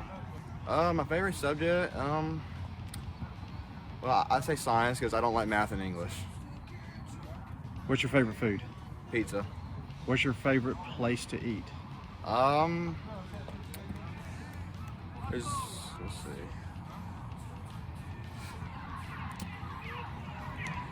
Pizza Perfect. There's a buffet Pizza Perfect. What's your favorite song or genre of music?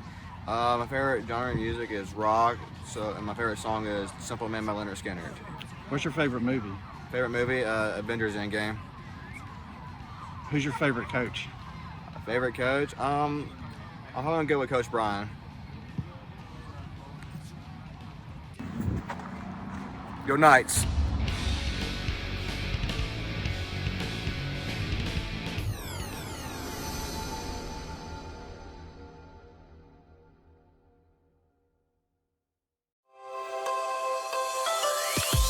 Come shop with us at Vivian O'Neill, voted Montgomery's best boutique. At 10,000 square feet, we carry a huge selection of women's clothing, sizes small to 3X, shoes, women's accessories, gifts, and more. We are located at 3500 Wetumpka Highway in Montgomery, Alabama. There is really something for everyone here, and we want to make Vivian O'Neill the only place you will ever want to shop.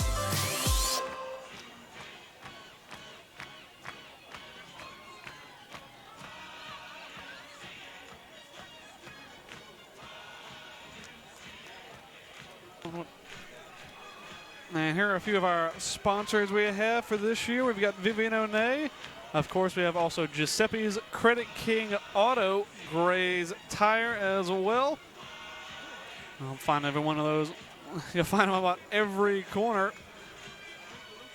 And so we do appreciate all the sponsors we've had this year, new ones and old. The Knights get set to take the field again. They're already out there warming up along with their counterparts, the Evangel Lightning. We'll take a look at a few of the highlights. We'll see if we can piece a few together here for you. There were plenty to be had in that first half. The Lightning started it off early with this screen pass. They found the end zone for the first time. Looking pretty invincible early on as most of what they tried worked. And it's kind of like what we always talk about, Daryl. Early on, teams script drives. You know, they have a few tricky things that they line up. They have a couple different looks that they like to give. Obviously, the screen pass early on worked for them here on this opening touchdown. And then the second touchdown they went for, they had an open man. Nobody was on him for that first touchdown, or the second touchdown, rather. And especially for that number 15, you always have to have someone on him. But the Knights quickly responded. Peyton Leach was on target deep, found Matty Spackman, nearly had him for another touchdown earlier in this game as well. However, the Lightning came right back and found another 6 on a very close, very well thrown ball. But Corey Murphy finally got his legs under him and started rolling, was almost untouched on this one to the end zone. And that was when the Knights really started to take off. Running Corey out of the Wildcat this time also found the end zone. So I feel like this is going to be a game of who can stop the deep ball, who's going to get pressure on the quarterback, early and often. Over the top again. Yeah, because Matty Spackman and the opposing number 15, they have just been the two guys who are just not been stopped so far in this game. So really, it's just going to be a matter of stopping quarterbacks. You're not going to be able to stop some of these guys streaking down the field, and that's one of the things with 8-man football. They're just always going to have the advantage because you're just not going to be able to play that deep safety that often, really, unless you want to give up the run game, which for both these teams you don't really want to do. Obviously, the Knights have a fantastic running game, but the Lightning no slackers either. Again, at this skill level, you can call out the names of guys who can play that deep safety position.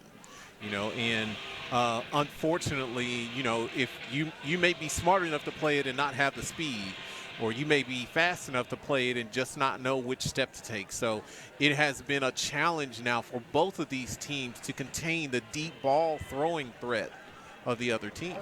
Yeah, and I feel like the only way you're going to be able to do that is getting pressure on these quarterbacks. I know I've said that a few times now, but for the Knights, that's kind of what you want to hear. You've got guys that love running at quarterbacks. Guys like Miles Richardson, Peyton Patchell, and Peyton Leach. They all love to run at a quarterback, but as well as Brendan Tormey's gotten there a few times. Also, the Knights winning the turnover battle for the moment. They forced that fumble on that Evangel drive and then went down to nearly tie the game and then eventually did take the lead. So we'll see what they can do here in the second half. The Lightning will receive the ball first. Miles Richardson has been getting in the heads of the quarterback for the Lightning as of late, and if he continues to do that, this is going to be a very interesting second half. Yeah, like you talked about, Terrell, we said earlier that you like to see championship games like this that are well contested. We saw the Knights blow out Lighthouse last year in this same game. This one, not exactly the same. Miles Richardson down there getting the crowd amped up on the Ezekiel side. As we get this second half underway, this kick going to go deep and out of bounds. Just kicked just off the line there as they were trying to squib it into the corner there. So this is going to be a free kick out of bounds, and they're probably going to take this penalty. It should be placed at the 35 now. One thing we also talked about for both teams, especially for Evangel, they almost want to have a longer field so they can get some of their speed guys out into space. They're going to force them to kick this one again, and that's going to be a I think they're just going to move it back an extra 10 yards, I want to say. They're going to move it back 5 yards. 5 yards, kick off rather. on the 40, and they're going to take the penalty and let them kick it again. Clock going to go back to 12 minutes here. We'll see what they get done here. It's Mac Mills kicking for the Knights, and this time he's going to squib it down, and that's a tough one to handle, and it does go out of bounds. Is it touched? Was it touched, though? I don't think it looked like it just straight up nutmegged the guy who was trying to recover it. Took a very tough skip, and had he touched it again, are they wanting to kick it again? It looks like they're going to have to. Looks like it. We'll watch that one again. It was a great onside kick, but just not quite touched. It looked like they might have tipped it there on the initial one when he tried to reach up and grab it. We'll run that back a little bit. This one, kicking out their own end zone right if they don't here. do something It looks. right It here. was actually touched. It seems. Right here, we'll see if the ball moves. Nope, didn't move in rotation. So, no, yeah, that was a game of inches. Now kicking this one off from the 30-yard line. We'll see what they kick here. We'll see if they go long. And they will. Just a line right drive. down the middle of the field. And a little bit of a tough one. Recovered right at the 20-yard line.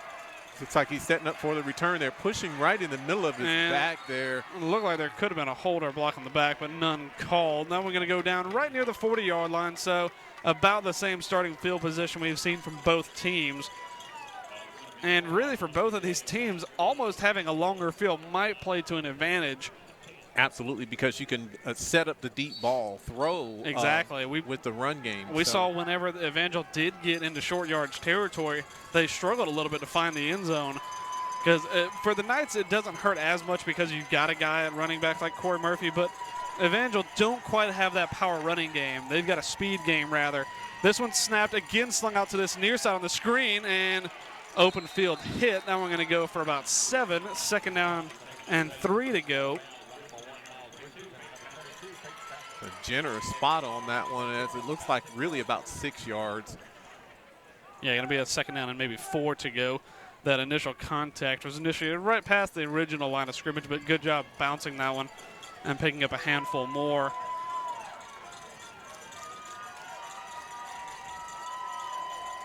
Their speedster is not in the game. Not currently in the game, so I wonder if that'll give the Knights. That should be a legal motion as he was going towards the line of scrimmage as that ball was snapped. It's going to be a first down, but should have been a flag thrown for a legal motion there.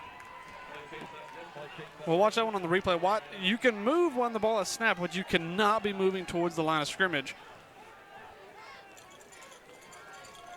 See the movement, and then he moves towards the line of scrimmage. That one should have been an illegal motion. And I think we could get a reel of those now since the fourth down play in the last quarter. But overall, like I said, it's been a relatively good officiated game. Yeah, very well so far. Snap Again, running towards the line of scrimmage. And it's going to be about 6 on that gain. A good inside handoff there. We saw early on that the Knights struggled to defend the run game because they were just really kind of trying to define, what blocking scheme that the Lightning were using. And they are. It seems like they are not going to call that motion. They're not going to call people running towards the line of scrimmage. One thing that I see down on the sideline that is not great for the Knights, Miles Richardson looking like he's going to look over from Andy Patchell, our team doctor, on that open field tackle. This one up underneath has a lot of running space, and it's down the sideline and eventually pushed out of bounds, but not before getting this one well inside the 10, and it's going to be a first down and goal for Evangel. First and goal at the 3-yard line as the running game now. But Miles Richardson on the sideline looking like he's going through what you would do for a concussion protocol.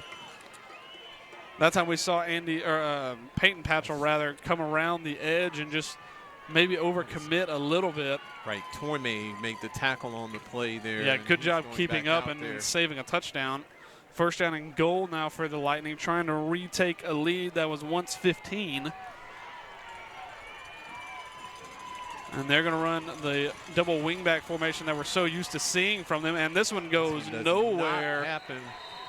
That one might be a loss on the play.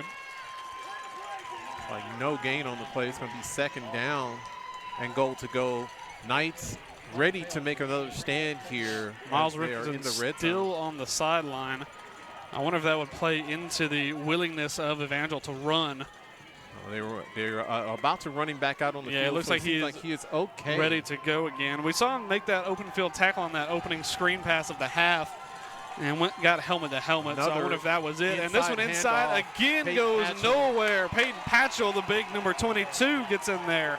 Third down and goal. And there's going to be a loss on that play.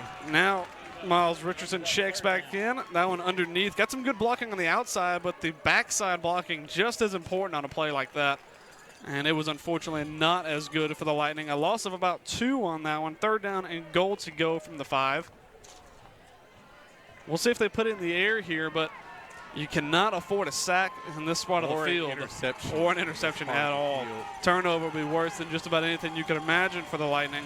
Snap comes. They are going to drop back to throw. Fires this one. It's batted down and incomplete. Incomplete pass. It looked like he caught it for a second. It did for a second. It looks like it also got batted down on the line. I lost the ball for a moment. That was a rocket coming to this near side. And that's going to bring up a fourth down and goal. This is definitely fourth down territory as the Lightning are down by 6 in this one. And they're they make a good impression on this first drive of the second half. That one was awful close to being caught. It still would have been short of the end zone, however. Fourth down, goal to go from the 4. Knights looking to make a stand. Lightning trying to retake a lead. Shotgun formation, snap, quarterback drops, looking to throw. Time, and now has to roll out. Oh, and incomplete. Incomplete. A great stand by the Knights defense, like we talked about, Daryl. Whenever they get into short field situations, it just seems to be harder for them to move the ball because then it becomes a physical game rather than a speed personnel game. matchup. Exactly. I believe the Knights win every time. Exactly. So they need to score from 20 yards out. That was that incomplete pass we saw. It was nearly caught. Great coverage by the Knights that time, but a great stand by the Knights and on their own goal line, but they have a possession and a chance to try and go ahead by 2 scores here. Knights are definitely backed up in this one as they make the goal line stand. I think we saw something close to this last year when Noble Sefton busted a 99-yard touchdown for the Knights. We'll see what they can draw up here. Timeout by Ezekiel. As the play clock was running down. We do have the benefit of the play clock. Unlike college, it is a 25-second rather than a 40-second, though. Timeout, Ezekiel. It is 40 Oh, it might seconds. actually be You 40. Yeah, can, we just see 25 out there for the moment. You can toggle that play clock to do 40 seconds and 25, and there are certain plays when you should be able to do it and not. But I have not seen that clock go to 40 seconds I yet, haven't so either. Yeah, both teams haven't, as Earl Baumgartner pointed in here. You can't hear him, but he is definitely here. He, most teams at this level don't have the benefit of a play clock. So not on every football. Exactly. We've got just 2 on each corner of this one, so it definitely is a lot better than waiting for an official to hold up his hand for 5 seconds. And we are actually looking at the play clock from my camera angle here. Yeah, you can see it right in the background. At 20 seconds now, Knights set up in their own goal. Snap comes, and it's going to be a quarterback keeper to this near side, trying to find some space. Peyton Leach going to bust this one out to the far side, has a blocker downfield. He fumbled the ball, but he was able to recover it. That is a heart-in-your-mouth moment for the Knights right there, but a great play has the Knights now down near their own 40 rather than in their own goal.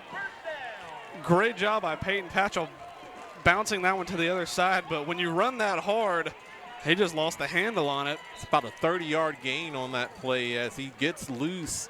He had a blocker downfield with him as well. We'll watch again when this ball comes loose right there. It just was gone. As somehow he was able to turn around and recover that going that quick. That's not an easy thing to do. Now the Knights in good position. Peyton Patchell, the man in motion, and again going to go deep, looking for Matty Spackman, and this one is intercepted. That one, not a very well-thrown ball, and sometimes when you're going to throw that ball, you got to throw it to the outside, closer to the sideline, and that time it was near to the middle of the field where the defender is probably always going to have an advantage. Simply underthrown on that one as... Well, the Knights tried to get that 2-score advantage and went big here, but just not the best thrown ball. Good hands, though, to get underneath it and get that pick. Catch by and now the turnover battle back to even. Excellent catch by the Lightning defender. I imagine we'll see the Lightning come back with a deep ball of their own more than likely. Even though they still don't have their big speedster out there on the field, they've got weapons. Snap comes, quarterback drops back to throw, fires this one underneath, bounces off the helmet of the receiver and nearly picked off.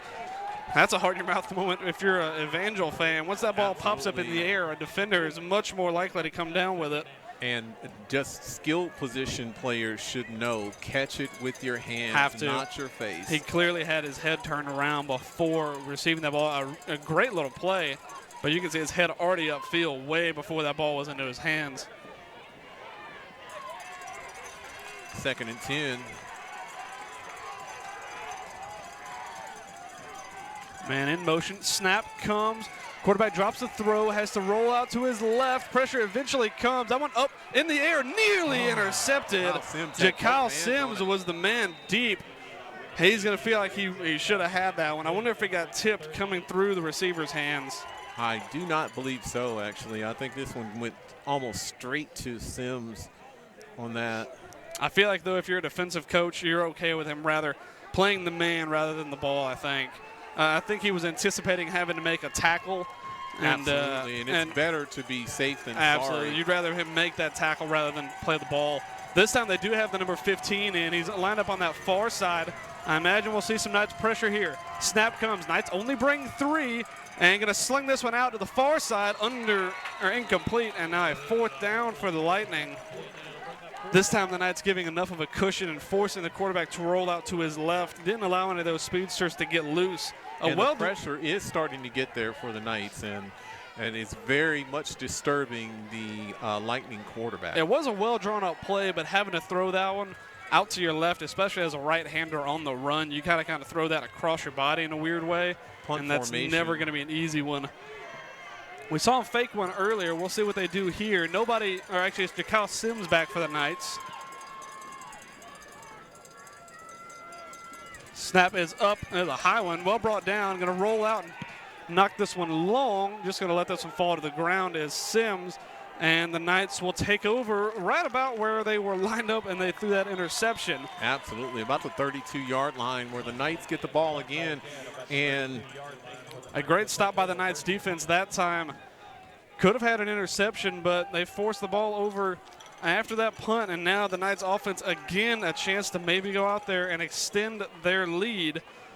While we wait for that, though, we'll take a quick look at one of our sponsors, one of the new ones. We have Stone Martin Builders, building neighborhoods that will last for generations, providing a team of professionals whose goal is to exceed the home buyer's expectations, guiding you from start to finish. New communities being built now throughout central Alabama and the Montgomery area. As the Knights hand this one off up the middle, and it's a good run to start off this drive. That was Corey Murphy that time, a stone wall of his own. Absolutely. He gets about 6, maybe almost 7 on that play. It's going to be 2nd and 4 as the Knights take advantage again. The deep ball throwing of the Knights has made this Evangel Lightning defense back out of the middle. Well, and the thing is, you don't even have to complete all of them. Like we saw, that one was an interception, but the threat. It's the thought of it, exactly. And again, they're going to drop a deep safety. Pistol formation. Peyton Patchell, the man in motion, goes from the right to the left. Snap comes. A little shovel pass underneath. A great misdirection. Peyton Patchell going to try and find some space and eventually tripped up.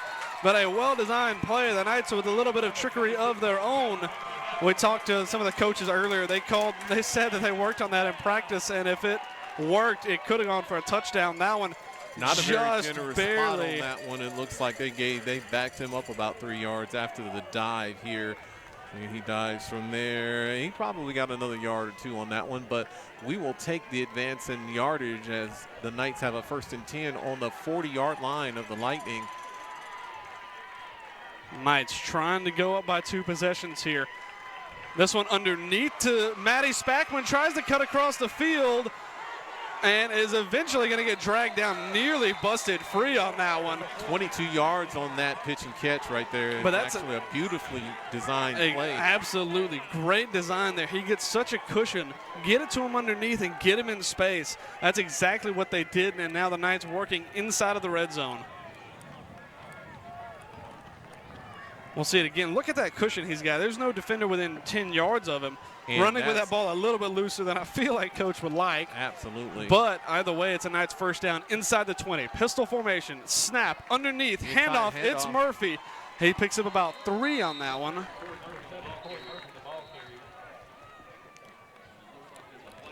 Flag did come down. Might be a face mask.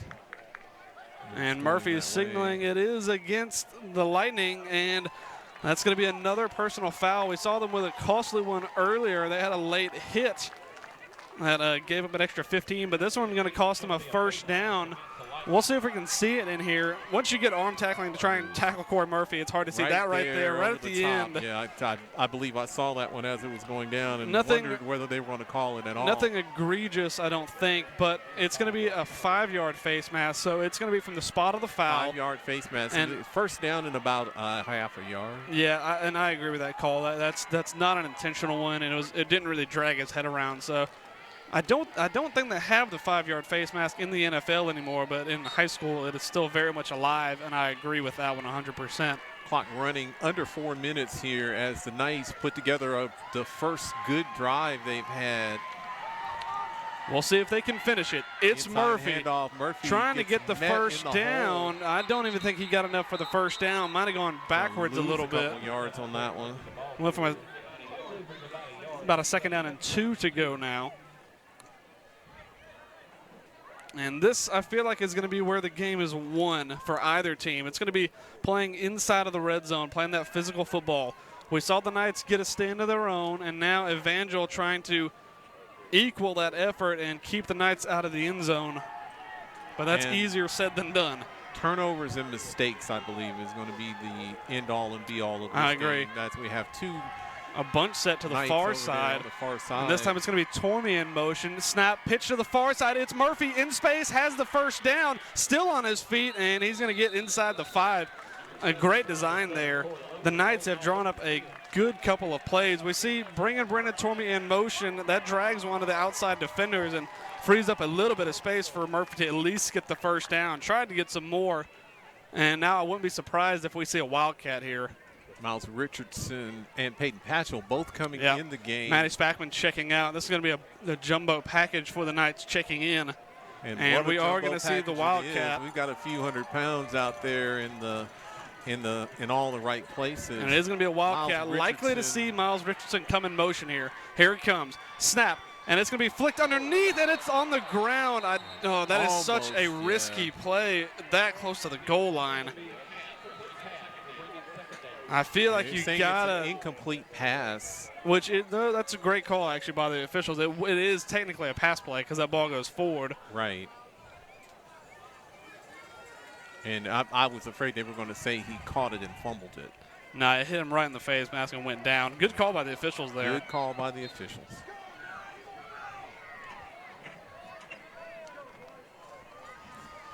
The clock is running, even though it wasn't incomplete. Okay, now it does stop. I think they just ran a few seconds off of it. Leach back in the game. Second down and goal. Snap, and it's going to be a quarterback keeper. Tries to bounce it to the outside. Has a little bit of space. Touchdown, Peyton Leach. And the Knights extend their lead. Another well-drawn-up play down at the goal line as they are all looking at number 7 thinking he's going to get the ball. And first they tried to Miles Richardson, and it was unsuccessful. But Peyton Leach has something to say about how quick someone is. Also, great vision by Leach there, too. That one was designed all the way to the left, but keeps his eyes up, looks across the field, sees a lot of space to be run into, and he finds it. Knights now up 2 scores. And if you really want to see some exciting football, tune into our YouTube channel for next weekend's festivities. We're going to be in Pensacola, Florida. Panama City Beach, Florida, the 8-man national championship. The Knights have been invited, and they're going to be there, and they may end up looking at these same Lightning again. Yeah, Absolutely. It's a couple of teams we've already seen this year. Tennessee Heat, Evangel Lightning, and the Freedom Cowboys. The officials talking something over with the head coach. Not entirely sure what. He's pointing way down the field, so that could easily have been something earlier in this drive that they're hanging on to. I think these guys have done a pretty good job. Oh yeah, I think they've done a fantastic job. We've know this the head official from basketball, Mike Stewart. We've been told he's a very by-the-book kind of official, which obviously we all prefer. That. I actually like Mike Stewart. He's a good man. He will talk to you as a head referee. Extra point upcoming for the Knights. Hold is good, and the kick is blocked. No good. Blocked on that one. So that one could be big. And the senior Miles Richardson down here on the near side trying to get the Knights hopped up. 12-point game. The Knights lead the Lightning with 2 minutes and 13 seconds to go in this state championship game. I don't think we've seen a tighter game so far this year, Daryl. Absolutely. Not one with this much consequence, that's for sure. That was that flag that set up that first down and very short. This was the pitch play that eventually did get the Knights in first and goal. And then this one was a nearly disastrous play for the Knights, but the forward pass, I wonder if that was what the coach was complaining about, but it is nothing really to complain about there. And then, of course, Peyton Leach bouncing one to the end zone for a touchdown, and the Knights lead by 12. This next drive, by far and away the biggest of the game for both teams. 2 minutes and 13 seconds left in the third quarter. Knights kicking away to a very potent Evangel Lightning offense, and they squib it. This one a better kick this time, and going to roll this one out to the far side, trying to find some space, finds a little bit of room to work. But again, as this game seems to be played on, the 40-yard line is where they will end up. He caught the ball on the 40, ran around the corner, and got hit and knocked down at the 40. It's a zero-sum game, it seems like, on these kickoffs. And this one, the biggest drive of the bunch for either team. And they do have their speeds to that number 15 in there. We didn't see him a lot in that last drive. I think they've been sticking him in on defense to try and corral Matty Spackman. And he did have the interception on that opening Knights drive. This time he goes in motion. Knights trying to bring a little bit of pressure. This one dumped underneath, well covered, and a tackle after no gain from the completion. 6 or 7 yards, though, on that completion as they are throwing the out and throwing that slant, seeing the cushion that they're being given on that outside. They get the exact same advantage that the Knights do now because you're worried about that over-the-top ball. Exactly. So you're going to start giving that cushion. Past you. No, absolutely. And for both teams, I feel like they'll take that all day long. Snap comes. Quarterback rolls out again, fires into the flat, and finds a man for a first down. Stays in bounds, though, so the clock will continue to run. And this is kind of one of those things where you might try and lull the other team to sleep and then take a shot, but that field's starting to shorten a little bit now. And it's going to be a first down. Clock is running down towards a minute. Miles Richardson again on the sideline for the Knights. Looks like he's getting that. Looks like his left calf kind of stretched out. It is a very cold night, a night where everyone is going to be tight. And for a guy like that, you might want to stick him on offense and let him block for you. He's done a good job of it so far. Quarterback steps back to throw, and this one is a deep ball, and it is well caught. That was that one we talked about. Incomplete pass when he hits the ground. He does not hang on to it. And the official says it's complete. Well, one is saying incomplete and one's saying complete. So we are. Well, watch it on the replay. It was a hard one to see from our press box. I thought he caught it initially. I did. And they have an injury. Well. Oh, they might actually be calling it. No? We'll see this. Looks like a catch there. That does not look it's like incomplete. A catch. That's an incomplete pass. And someone probably needs to say something about that. That was definitely incomplete pass. You have to complete the process of the catch, and that includes hitting the ground. Watch it again on the angle. It looks like he cramped up when he went up to catch that ball. They're out there stretching him out now. That was an incomplete pass.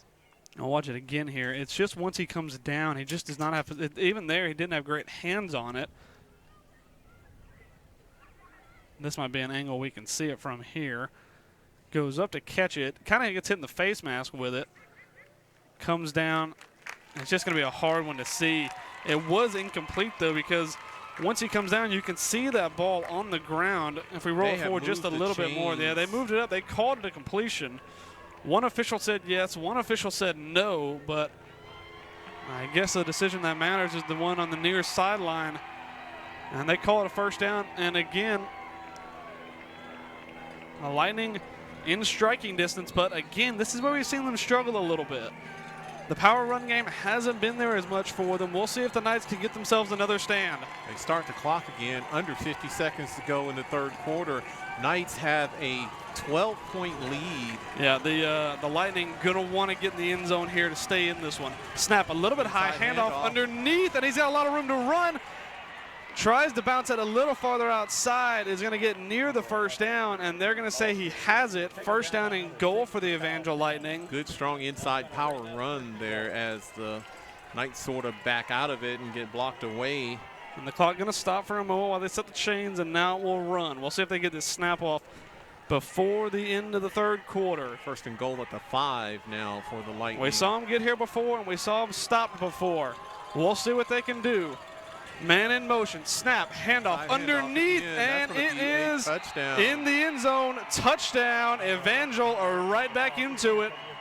And looks like they let that clock run the quarter out. And we're going to start the fourth quarter with the Knights leading currently by 6. We'll see how much it's by after this. What I imagine is going to be an extra point. Kick this extra point. And the scoreboard has not changed yet, but once they kick this, it will be 27. Very short run up upcoming.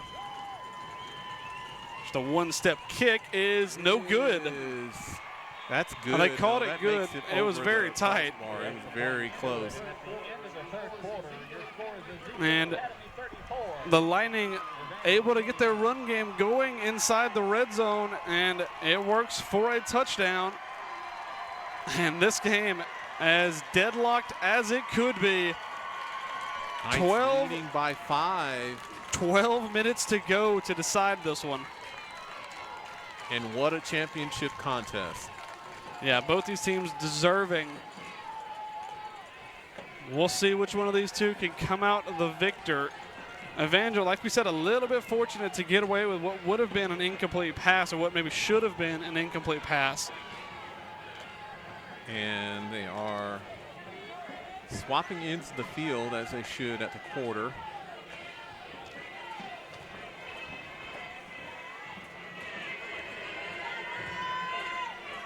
Miles Richardson back out there for the Knights after dealing with a little bit of a cramping problem. For the Knights here, you just have to defend the onside kick. And hope that they kick it all the way back to Jakyle Sims, who has the speed.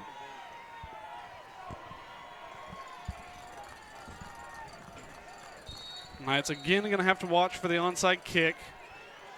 And it is there, and it's a good one. And it's a good one. one. The Knights do a good job. Too bad for them, they kicked it to the tallest man. Yeah, exactly. That was a rebound. A clutch play by Brendan Tormey there. Well, Darrell, we saw this last year. The state championship game wasn't really much of a contest after the first quarter. This one, a different story. Which team can dig deep here and come away the victors? Absolutely. Knights start with the ball on their 43, and their offense has stalled a couple of times in this quarter. And they're going to go deep here over the now, head of Jakyle Sims, though. This time, instead of targeting Matty Spackman, they go for Jakyle Sims. And I believe both receivers were open, streaking down the field. He had his choice there, yeah, and just was not able to set his feet and throw as the maybe pressure. Needed to put a little more touch on that ball rather than firing it as he did. And, of course, once you throw an interception, that gets in your head a little bit. That last one was underthrown, and that pass overthrown. So I wonder if that's gotten to Peyton Leach a little bit. But we'll see what they do here. No safety this time for the Lightning, so I imagine they will be bringing some pressure. We'll see what the Knights do with it. Snap comes, and he's going to roll out to throw. Fires one to Tormey. Great catch and a first down for the Knights. We saw that play earlier in this game. A little outside route from Brendan Tormey. Good hands and a first down for the Knights. About 13 yards of that. That's the pro tight end set as Peyton Leach throws the out, about as good as any quarterback at this level. And Brendan Tormey, he fits that fit of the modern tight end, a fast guy, good hands, but can block when you need him to. And that time he shows off his good hands. First down for the Knights. Handoff up the middle. Corey Murphy running over the safety, falling forward for about 7 on that one. Second down and 3 for the Knights to go here. The question is for Coach Hunter, do you want to eat some clock or do you want to score? You want to score, and I believe he wants to score on this one. I would agree with that. I think you score and then you trust your defense to go out there and get you a stop. As they have been a little porous on this one as they allowed the Lightning to score on that last drive, but they did stop them earlier. For the Knights offense, though, just no mistakes is the order of the day, I believe. Snap comes, handoff up the middle. Murphy again bounces away from initial contact, has a first down. Good job by Corey Murphy there, getting yards after contact. He was met in the backfield, but just turned it into a 6-yard gain. First down for the Knights. And if you get back there after Corey Murphy, you have to be ready to tackle. You have to be committed to stop that man. If he moves, if he's already moving, then you're going to have trouble getting him on the ground. Well, and the thing is, once you get later in the game, he gets better because you get guys who are a little hesitant to hit him. It's a cold night. You're starting to get worn down, bruised up. You kind of think about hitting him sometimes. Peyton Patchell, this time the man in the slot. You could see a screen go to Spackman, but they're going to bring a man in motion, and Spackman jumped early that time. It's going to be 5 yards back. I think they needed a little breathing room, and they gave themselves some with the 5-yard penalty.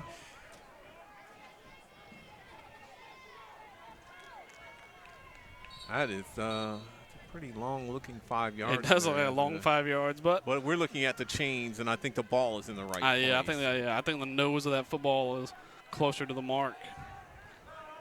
So it's going to be first down now in 15. Again, clock running under 10 minutes now in the fourth quarter. Again, Patchell, the man in motion. Snap comes. Leach drops, looks to throw. Has a man deep, and that should be a pass interference. And no flag thrown. No flag there. That is a bad call again. Brendan Tormey had that matchup won and was just being grabbed onto as he streaked past his man. We'll watch it again. It was a well-thrown ball by Peyton Leach. Very catchable. You can't really see it on that one, but you see Brendan Tormey going completely the wrong way as he got manhandled on that play. And 2nd down and 15 now upcoming for the Knights. The award ceremony, of course, coming up after this game. Which team who's going to carry the trophy away, though, I don't know. Matty Spackman. And Matty Spackman dropped one that time. That one. So it's going to be 3rd down. Knights kind of in a hole here. 15 yards to go. 2 mistakes by the Knights there, the false start and then that drop pass. I don't imagine we're going to see them punt it away here at 2 downs to get 15 yards. Daryl, the crowd on the far side of the field getting fired up. I have no fingernails left, Daryl. I have all my fingernails left. This one has been a nail biter to the end. We'll see what the Knights can do. Trips to the left of Leach. Man in motion is Murphy. Snap. Leach going to roll out. Now going to be a quarterback keeper. Going to be dropped after about a 2-yard gain. 4th down and 12 upcoming. And this looks like it's going to be the longest 4th down go for it this season for the Knights. As yeah, they're absolutely. Go for it on 4th and quite a bit. Clock still running. The Knights only with a 1-possession lead. 4th down, and it looks like he got hardly no yards. So. Yeah, maybe got a yard on that one.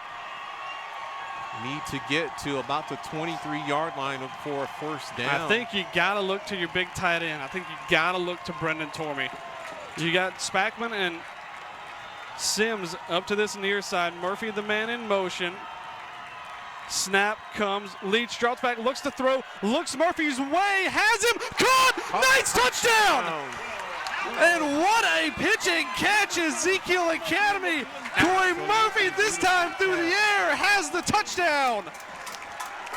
An outstanding play drawn up there as I thought Corey Murphy was about to step over and give himself a false start. But yeah, he just stayed on there. Just long that enough. Ball very easily could have been picked off or knocked down. The corner just stepped too far under it. And it gives the Knights a 2-possession lead once again. It is 40-29. Under 9 minutes to go. Hold is good, kick is up, and it is good. They hit the kicker as well, and they should enforce that at the end. Oh, and that was Mac Mills. He was the man that hit. Is not a good sign. Once you have your kicker and he goes to kick that ball, that plant leg is firmly in the ground, all your weight's on it, and he took a shot. That's going to be enforced on the kickoff. And it's going to be a 15-yarder. So the Knights should be kicking in from Evangel territory. Yeah, pretty much. But what a fantastic drive by the Knights. 4th down and 14 yards to go. Went to their danger man, went to Corey Murphy, and it paid off with 6 points. But you hate to see a man down on the field like absolutely. That for either team or for any reason. Mac Mills has been a good step in. Had a lot of playing time last week. Played as backup quarterback for the Knights. Has been the kicker pretty much throughout the whole year. They rotated it up a little bit early on, and now he's been the designated man. Been very solid for Ezekiel Academy, and you hate to see him go down. He is up with a lot of having to get a lot of support on that leg. And we'll have a quick look at all of our crew. That's Brock Bumgarner at the main camera here. He's at our, I believe he's shooting our wide camera. Is that right tonight, Daryl? Yes, he is doing the wide camera, and he's got that shot you're looking at right now, I believe. No, that is. Oh, is that you, Daryl? Me. Well, no, that's him. That's Brock on that camera. I have a wide cam as well here. We're going to see if we can't find that. That's one of our studious crew. I will get Travis here. And we've got Travis Hill down there. I don't know if we can get a wave out of him or not, but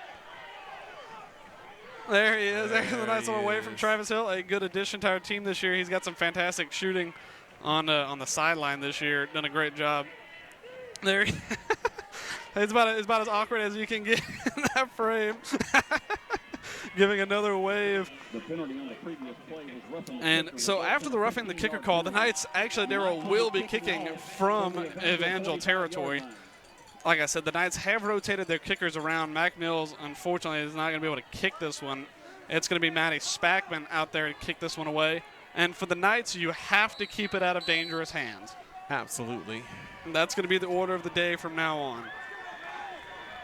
8 minutes, 42 seconds to go here. Knights lead by 12. Kickoff is deep, and that is the right decision. A bomb of a kick. Oh, I'm waving. Who am I waving to? Hey, Travis. And we'll see if we can get a few more of our camera crew on. There is Darryl Spears, of course, and Jeff Lindsay, one of the Lindsay's up here with me too, helping out with the huddle cam. Helping out a whole bunch. I had him, and Timothy was up here earlier. My son Timothy Spears, graduate of Ezekiel Academy, played on this football team a couple of years ago. Of course, in a championship game. Had a lot of guys help us out throughout the year, and obviously want to give thanks to them. We've got about a 4 or 5 man crew.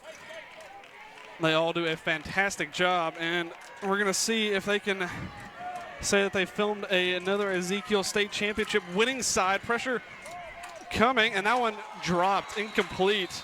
That is not his first drop of the day. No. Could easily be the fastest man on the field if not for DeKalb.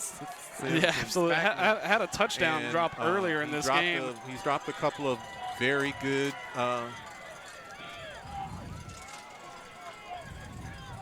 Travis is now. And now if you want to see the second most awkward man on the camera, that's me filming. Absolutely. That's him right here. And then, of course, we have Earl Baumgartner, the kind of the man behind the scenes, who pulls does not all the have strings. his hands free. No, absolutely not. Ever. This time, going to drop deep again, looking for the bomb. And that one, what a fantastic catch. He is the one at, actually when it comes to catching. Anytime we have a deep safety on the other side, they throw it to that young man who has been catching it. That's the second time he's caught the deep 50-50 ball.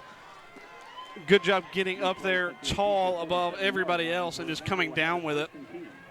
The last one may have been a little bit of a disputed catch. That one undisputed. A great job going up there and getting that one, using all of his body to catch it. 1st and 10 in Knights territory. 8 minutes to go. Snap comes. Pressure does come. Quarterback does a good job to get away from it. Now going to fire deep. Has a man. And it is incomplete. Incomplete. Great coverage that time by the Knights on what would have been a touchdown. I have no idea how. Last second. I have no idea how he didn't come down with that one. Good job sidestepping Richardson there. Quarterback does a great job to fire that one. It was a well-thrown ball, and that was Elijah Ward, I believe, he did just just enough. On that one, yes. Great coverage. He's been fantastic this year. A senior. 2nd and 10. 2nd and 10. Snap high, and the ball's on the ground, and the Knights come up with it. Miles Richardson recovers his second fumble of the game, and the Knights are going to take over in Evangel territory. The senior, we talked to him a lot this year. We're good friends with him and the people he's surrounded by. I know Jeff Lindsay is up there with you, Darryl, and he is probably celebrating that one more than anybody.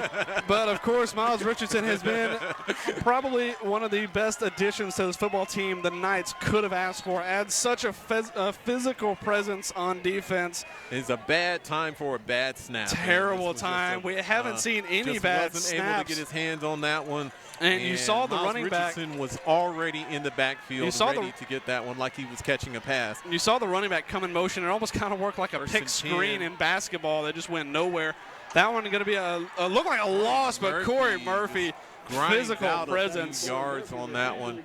Clock is running 7 minutes and 30 seconds now in this one as it becomes a factor in this game. Now, Darryl, would you say go for time, or would you go for another score here? I would go for time. We're grinding clock now. We're up by 12, and the Evangel Lightning offense is a quick strike offense, but not this they've had to grind it out against the Ezekiel defense. The only thing you worry about is that they were able to convert a couple of two-point conversions where we were not. Exactly. So, and that's another shovel pass underneath. This time goes backwards as well.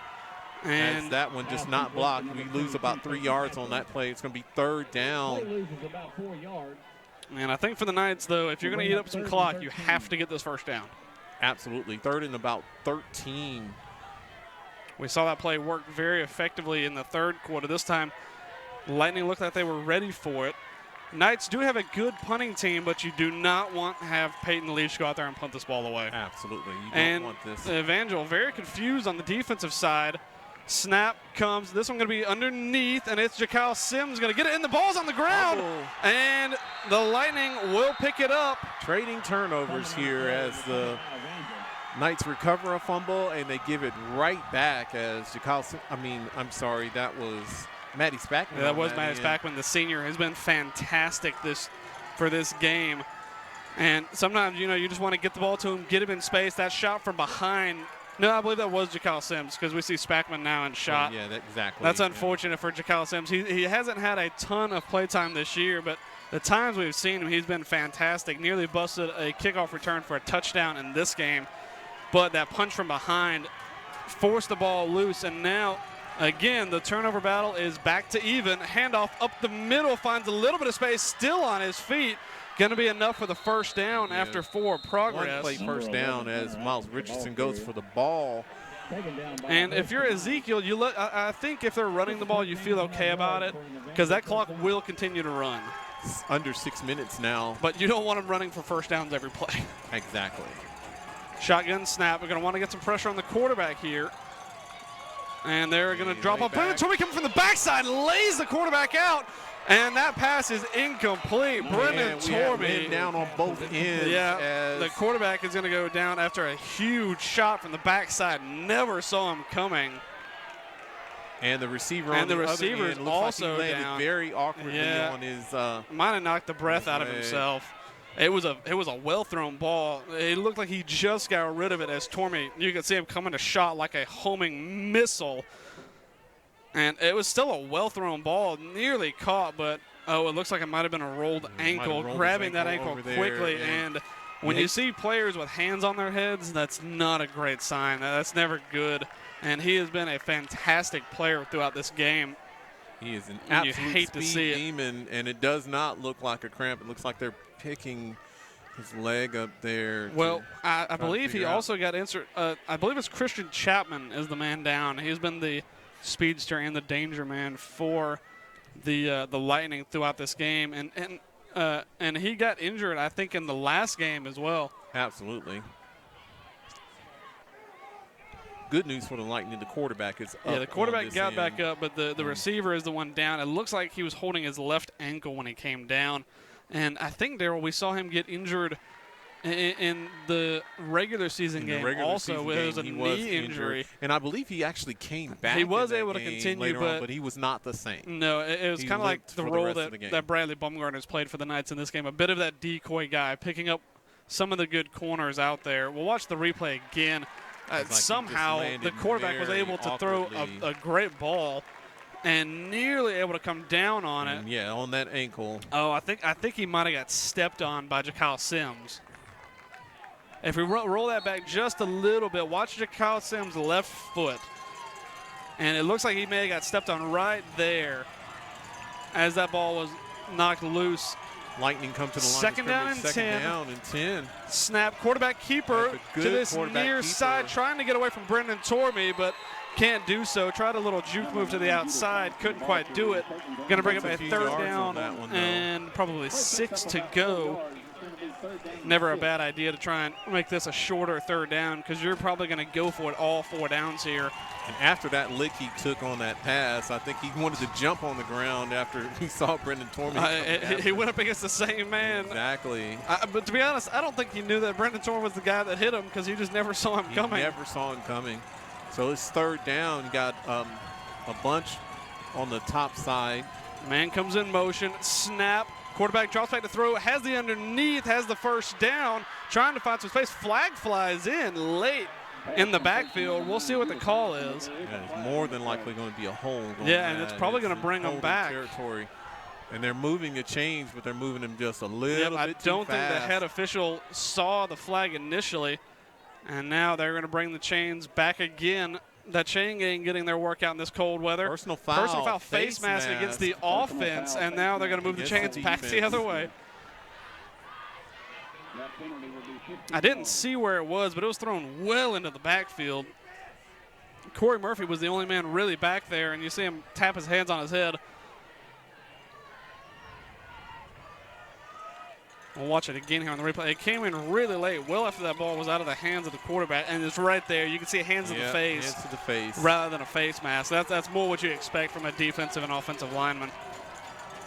Well, so working from the red zone. Yeah, that's a big boost for Evangel. Working from the red zone, quarterback rolls out to throw, thought about it, now going to pull the ball down, meets Corey Murphy in the backfield, and is dragged down for the sack. Loss of about 3 on the play there as Corey Murphy stays at home again. Great discipline by Corey Murphy. I feel like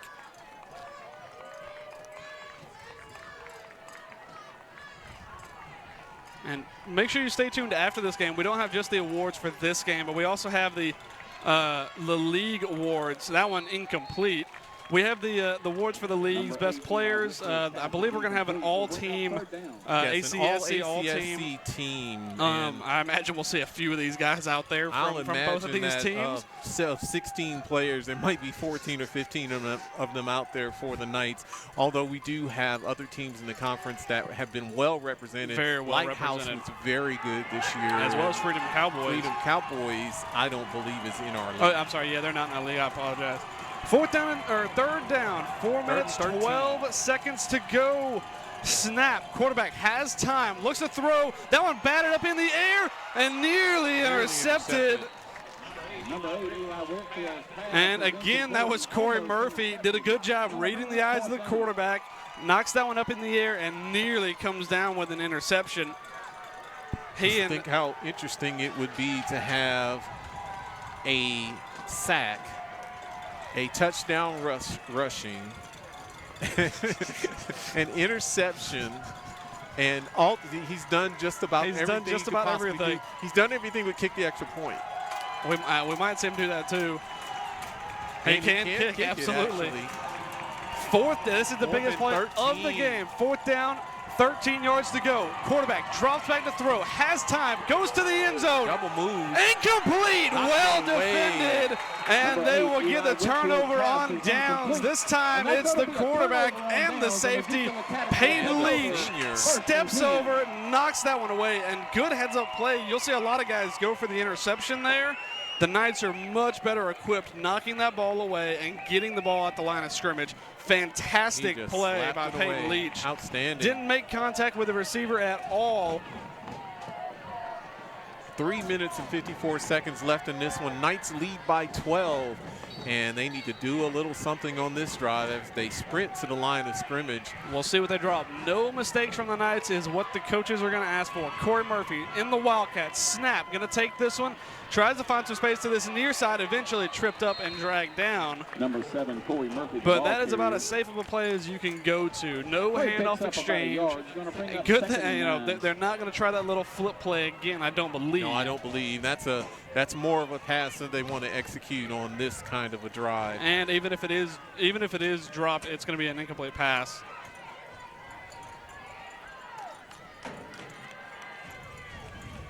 Yes, sir.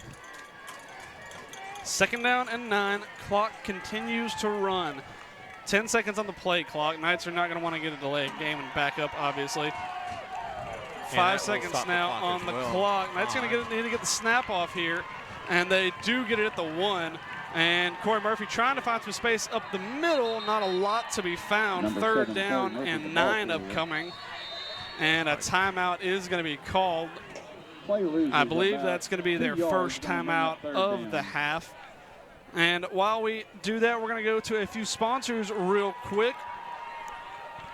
We've got Black Hat Forge for all your forging needs. Black Hat Forge has custom forged kitchen knives camp knives, and more. They make a great personalized, unique gift handcrafted from steel and into the fire. Also, Tallahassee Superfoods, located in Tallahassee, Alabama, locally owned and serving the area for over 50 years. Low prices and hometown service with 2 locations. Visit TallahasseeSuperfoods.com or find them on Facebook at Tallahassee Superfoods. Also, Gray's Tire and Auto, offering services for over 20 years, family run with friendly service, full range of car service needs with 6 locations from Prattville, Montgomery, Auburn, Wetumpka, and Tallahassee. There's a Gray's Tire near you. It is 41-28. 2 minutes and 59 seconds left in this one. Snap comes. Leach going to throw here, and he's going to go down in the backfield. Good decision to pull that one down, I think, and going to force Evangel to use another timeout. That is 2 out of their 3. Now, the scoreboard is not changing on the timeouts numbers, but we are keeping track of them. Yeah, we're going to try and keep track of them down here. So they will have 1 left. Knight's going to get a punt here. Going to be punting from their own end zone or close there to it. They're at about the 20-yard line, so they'll probably be punting from 5 or 6. If he gets off a 40-yard punt, they'll be at midfield fielding this with a head of steam. And Peyton Leach can do it as well. He's got a leg on him, that's for sure. I think the coaches are going to tell them, make your blocks. You do not want to get a block kick here. You do not want to get a block kick. And it looks like they're putting that along with a good snap. That's been number 9 is back there. He's been their most dangerous player, catching a couple of good 50-50 balls. And number 15 is back out on the field as well, trying to defend one of these gunners from the Knights. Snap is good, and Leach going to put a leg into this one. Not his best kick, not though. a great kick. It's going to go take a Knights bounce, and it's going to be fielded and eventually out of bounds. He went out of bounds near the 41. Not Leach's best kick, but took a friendly bounce for him. That's about the 45-yard line where he went out of bounds there as he was bumped out. It's odd that they will take one on the hop like that. Yeah, I think the Knights backed off of it a little bit, but like you said there, that is dangerous. I think being on the sideline maybe gave you a little bit more of a feeling of safety maybe. 2 minutes and 39 seconds left in this one, and the Knights are holding on 41-29. Yeah, this drive is important for both sides here. We'll see if the Knights defense can get a hold. Man in motion. Snap comes, quarterback drops back, looks to throw, gonna fire deep, has a man, and that is a fantastic catch. They made some great catches running down the stretch of this game. What a good catch. That one going to be inside or close there to the 10-yard line. The 12-yard line, 13-yard line where they're marking him landing, and as soon as they set the chains, the clock should run, and it does. Well, this one going to be a first down on the 12. Inside handoff, trying to bounce it to the outside, gets met just short of the first down marker. Clock continues to run. Going to be a second down. And that's going to be an injury. He took a wicked lick at the end of this one and kind of bent him over backwards. So he is up, but he does not look like he's feeling himself. That will stop the clock for a few minutes, though. We'll take a look at one or two of our other sponsors really quick. We've got Giuseppe's Italian Restaurant located on 231 on Blue Ridge between Wetumpka and Montgomery. And that's going to have to be a quick sponsor there because they are already back and lined up ready to go. Clock is running. Quarterback keeper fires this one, and it's through the hands of everybody. Everybody on that side of the field had a chance at it, and nobody comes down with it. He put some smoke on that one, trying to get it through the defenders, and just threw it too hard for everybody, including his own man. We're under 2 minutes now, 1:58 to go. Clock stops with the incomplete pass. It is a third down, though. They do have the ability to get a first down. It's right near the goal line, probably on about the 4-yard line. And their best tailback is on the sideline over there. Yeah, I imagine we're going to see maybe a screen pass to this near side. Snap comes, quarterback. Thought about rolling out. Now going to step to the other side. Fires that one just too far out of bounds. Out of bounds. And a fourth down upcoming. 1 minute and 53 seconds left in this one, and Knights have been able to knock some time off the clock, but they have not been able to score. But the defense has done a good job making some stands on the goal line this game. They need to make one more here, and then they could have their hands wrapped around that trophy. 4th and about 4 here. And the crowd is getting loud on this side of the field. The first down marker set up on about the 4-yard line. Snap comes, quarterback rolls, fires underneath, and they call it a catch. Hard to see. We had no like eyes. He was out of bounds. It did seem like he was out of bounds, but we had really no eyes on that side of the field. Hard to see. And that one going to be set up right at the goal line on the 1. First and goal at about the 2.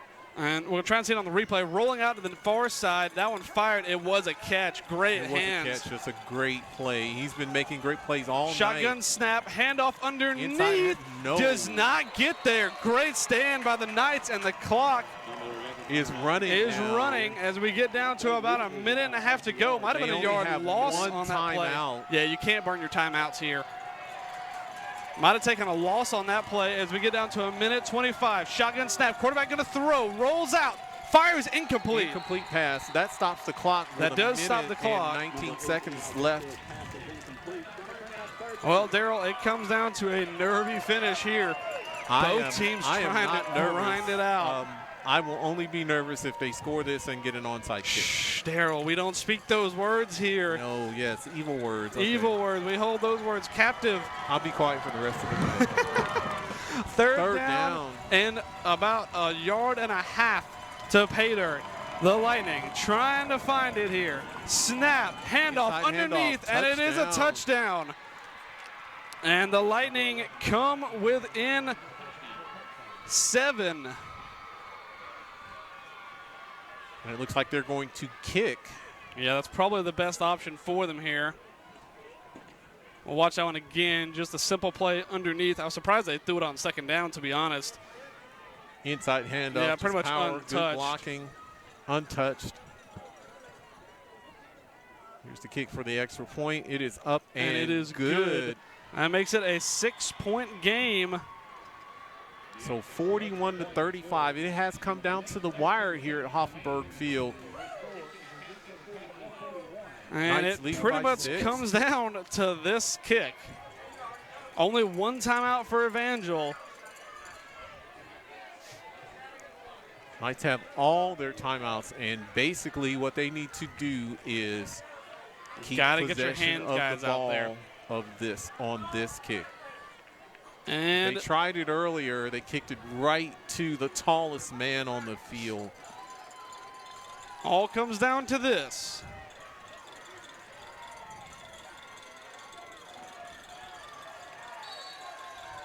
Chances of Jakyle Sims getting this ball next to 0. Onside kick is fielded and recovered by Brendan Tormey. The big number 12, the junior, comes up with it, and the Knights are 1 minute and 13 seconds away from being back-to-back state champions. And they had a miss there, but Tormey, the sure hands, only one timeout left for Evangel. And that could be the pass reception of the game right there. That might be the play of the game. Matty Spackman and Miles Richardson, Corey Murphy have all played their heart out, but Brendan Tormey might have the play of the game. And a flag comes down. The Knights had too many men in the formation. That's going to be a 5-yard penalty on that. We see that all the time. That's the first time I've seen an official actually call it. It is the only time we've seen it in this game, though. So well spotted by the officials at least. Mike, I'm going to have to give him a high five for that, just because he called that one. And this is the victory formation snap. And we'll see if they decide to use their timeout. They do have one timeout. And the clock is running. It's going to run. The Lightning not going to prolong this any farther, I don't believe. And it looks like the Ezekiel Academy Knights will be back-to-back state champions.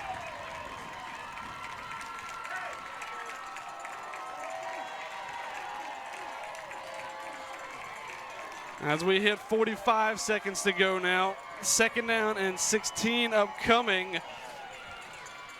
And with this 25-second play clock, I think you're going to have to run one more. And the 25-second clock has not reset now. 26, 25, 24. They can snap this one and end the game. And there, of course, is Coach Hunter. He's done a fantastic job with this team this year. Started off 2-2 on the season, but they have rallied and put together some fantastic team performances, and tonight is probably the best of the bunch. 2 seconds, 1. And that's it! The Ezekiel Academy Knights are back-to-back state champions. And Coach Hunter is going to get an ice bath on a freezing cold night, but I do not think he is going to mind. Does not care. What a night for Ezekiel Academy.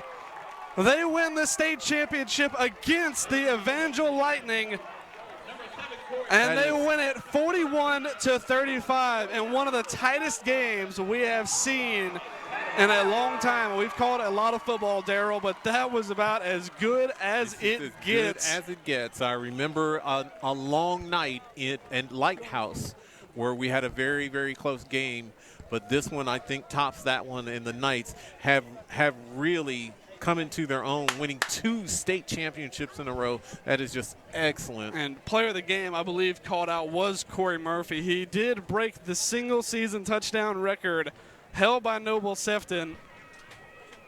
But, I mean, you had so many guys out there for the Knights that made things happen. Peyton Leach was fantastic throwing the deep ball. Matty Spackman made some excellent plays. Miles Richardson came up with 2 incredible, and clutch turnovers. And then, of course, Brendan Tormey with my play of the game, the onside kick recovery. Absolutely. That was just outstanding football. And for the Knights, what can you say? I mean, they struggled early on, had 2 easy games to start the season, but then dropped 2 back-to-back. You kind of started to doubt, Daryl, maybe wonder if they could come back and do it, but we saw one of the best championship games we've ever seen played, and the Knights come out on top. And the Knights came out on top. For the Knights, there's been very few games where we've seen them have to really grind out a victory, but that one was when they had to dig deep. They relied on their playmakers. Obviously missed a few, Bradley Baumgartner out with injury. But and the competition here was fierce. It was as close as it comes. Both teams, you watch some games and you'll say, this team won or this team lost. Right. Both of these teams were deserving. Exactly. Yes. Both of these teams deserved to win this game, and we'll likely see Evangel Lightning again in Panama City. But for tonight, I think the Knights are just going to celebrate this win. Absolutely. Get ready for next week. We play in the national championship in Panama City, but for now we've got the trophy presentation. All the teams are out there right now. Like we said, we'll have the postseason awards, and then, of course, we will see the Knights once again for the 2nd time in 2 years lift that state championship trophy. And that is outstanding. And I'd like to show my appreciation right now. BP1 Sportsnet has been in every game this year, and we filmed, and that's mostly because of Earl Baumgartner, who is the mastermind. He hates you for saying this, Daryl, but it's very true. Keep talking. Yes, he is. He's definitely taken this to another level, and 2 or 3 years ago, I was out here with my camera, with my phone on top of it, trying to broadcast and do all kinds of other stuff, ill-equipped to do so. And now, believe it or not, as we see some hard work coming out here, and Earl has just gone. He's bent over backwards. He's improved the technology, and he makes this thing look like we really know what we're doing, actually. Yeah, he spent many a night sitting up, obsessing over how to set up games and things like that, how to improve the broadcast, and I think they've only gotten better. And what a way to end this regular season with a state championship. And just wait till he brings pop the lasers in here for a second. I'd like to thank you guys. You guys have done a great job. Everybody wears many hats. Daryl's announcing, setting up huddle, he's also running a camera and tech support for a lot of other things. Benjamin's handling the scorebug, you see, stats. And he's also announcing, and he remembers all these players somehow. Somehow. And obviously Brock on the Zoom cam, that's a tough camera to run. That's the toughest camera to run. You know, obviously it helps us a lot because we get to see things that most people don't. The officials don't get to see the replays that we're benefited to, but all the camera work has been fantastic this year. We've seen a lot of things that are hard to see from the official's eye.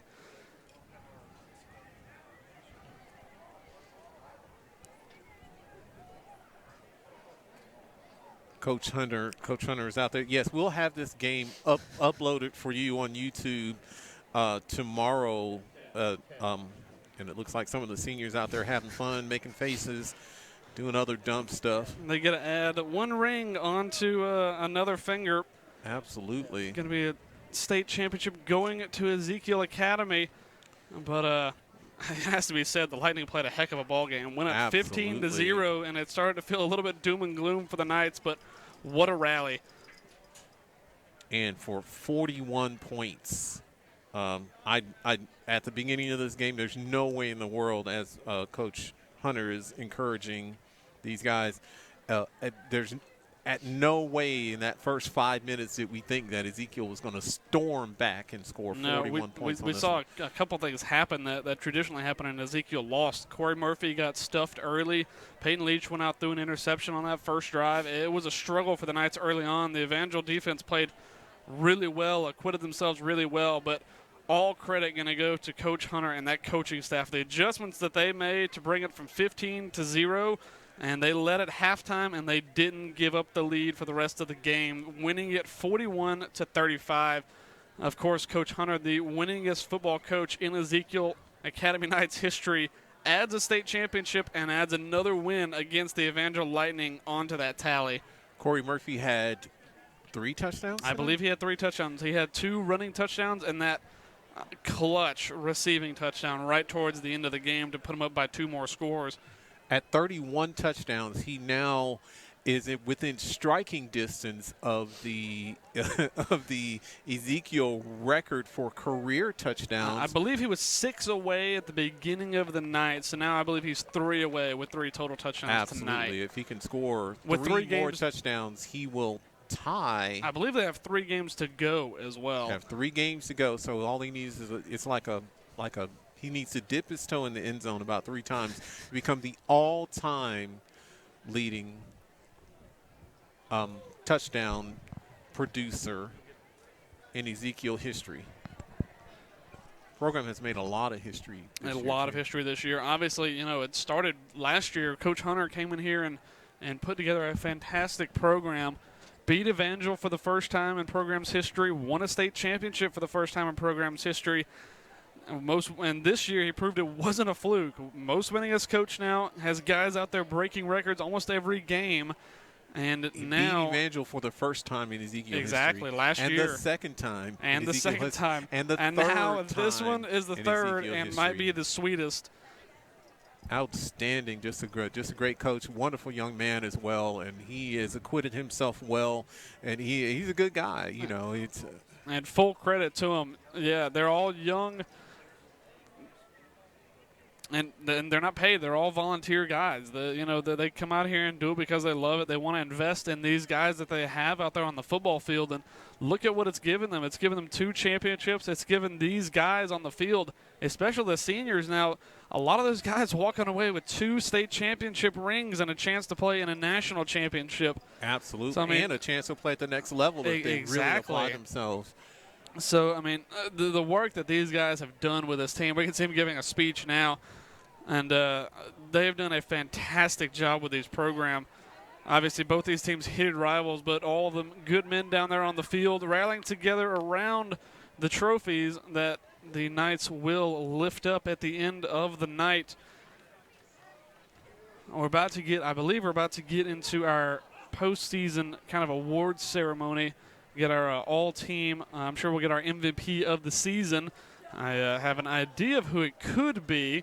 It could be There's a few different guys out there that could go to. Stands out a little bit on this one. If nothing else, he should at least get the All ACSC running back. He should be shoo-in for that. But he's got a chance to be the MVP of the year also. But then you get guys like Miles Richardson who have played just fantastic defense. Only their first season at Ezekiel, and they've bought into this program so well. All of these guys have bought in. That's one thing you talk to Hunter, he'll tell you. He'll say that these guys, when they buy into the idea, when they buy into the program, they come out and make things like this happen. And now they're going to get to lift a trophy for the second time in 2 years. Absolutely. And Isaiah Zorn, the senior, is out there playing. There's a lot of senior leadership on this team has been outstanding it's been fantastic. this year. And then you get young guys. You get guys like Jakal Sims. Brendan Tormey's a junior this year. Matty Spackman, is he a senior? I believe he might be a senior this year. But, he's been one of those guys who just stands out so well. There are so many guys out there on the field that do the little things so well. Elijah Ward has played fantastic at cornerback this year. Peyton Leach has stepped up at safety when he's needed to. Jakal Sims has been dangerous on every kick return he's touched. Absolutely. Hunter Baldwin is out there. He just turned 21. I have kids who went to high school not very long ago that are just as aimless as possible. And this guy is out here coaching championship football, the defensive coordinator for this team. I'm older than he is, and that's saying something. Exactly. Bradley Baumgartner, also one of those guys who's going to get 2 championship rings. Obviously cut short in this game, unfortunately, due to a hamstring injury, but he was still out there playing. He's still out there. We have had a microphone out here somewhere where they're about to go live here and give out some awards, including an all-star team Christian Character Award. They're really gonna give an award ceremony here that's worthy of this championship season.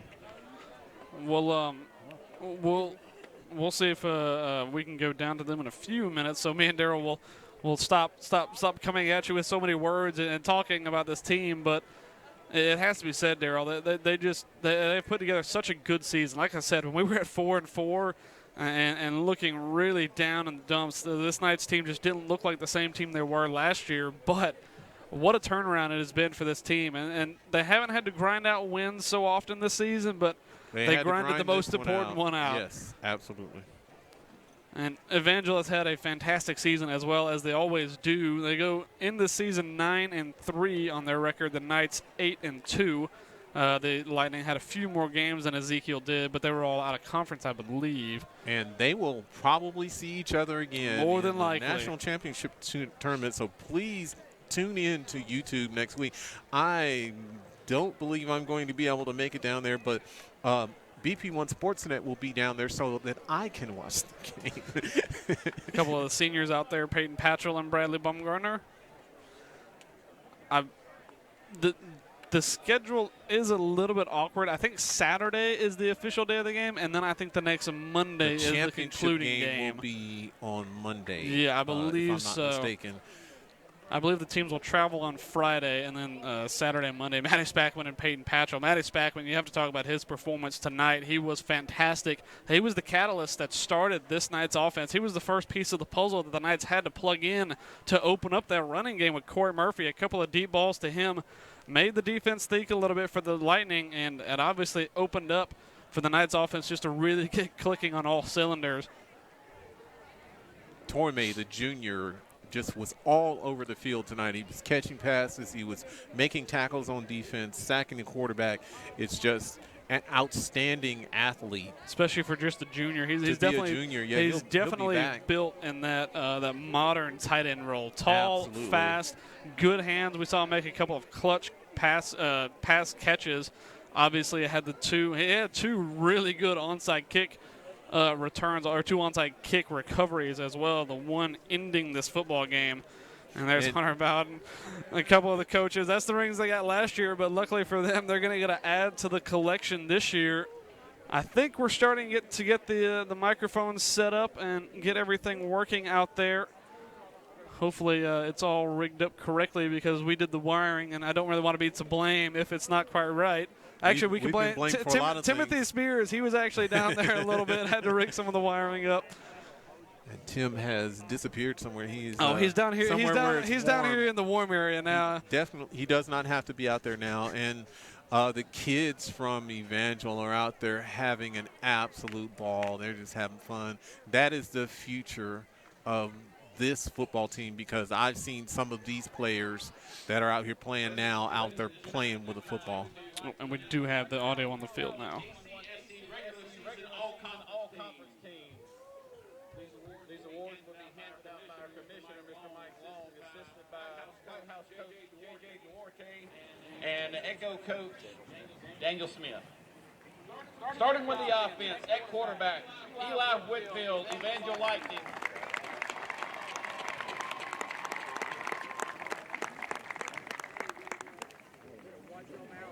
Peyton Leach, Ezekiel Academy.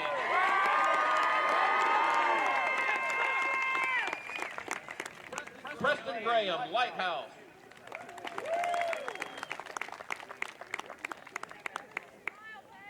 At running back, Hunter Atkins, Evangel Lightning.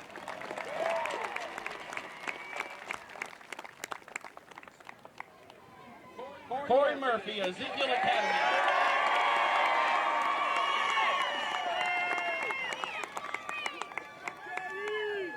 At center, Cecil Kuhn, Ezekiel Academy.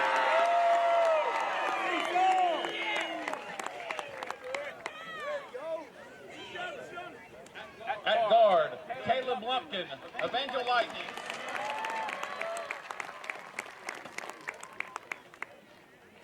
Damian Zavala, Lighthouse.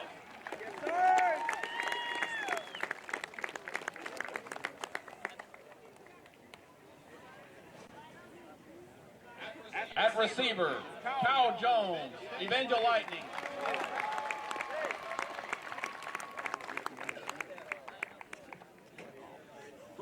Brennan Tormey, Ezekiel Academy.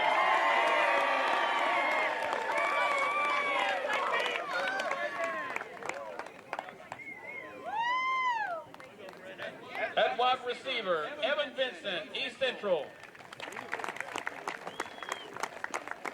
Christian Chapman, Evangel Lightning.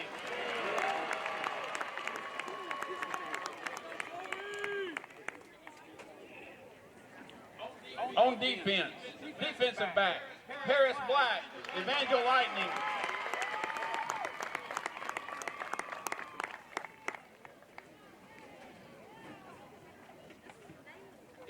Elijah Ward, Ezekiel Academy.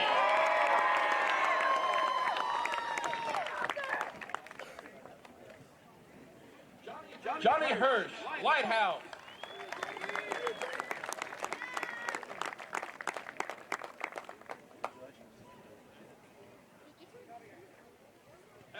At linebacker, Dylan Weathers, Evangel Lightning.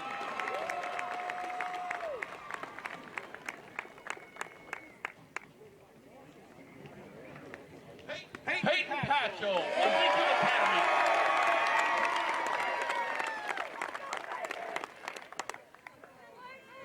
Cullen White, Lighthouse.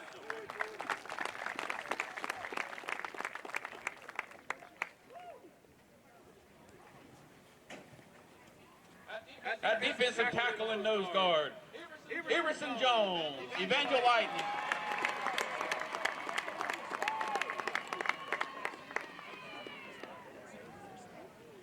At defensive end, Zach Chandler, Evangel Lightning.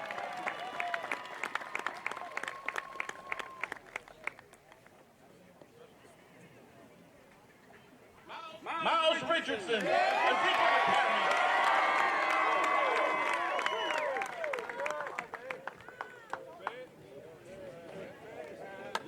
Lucas Mass, Evangel Lightning. Lucas is actually for the kicker. For the punter, Daniel Adams, Southern Christian.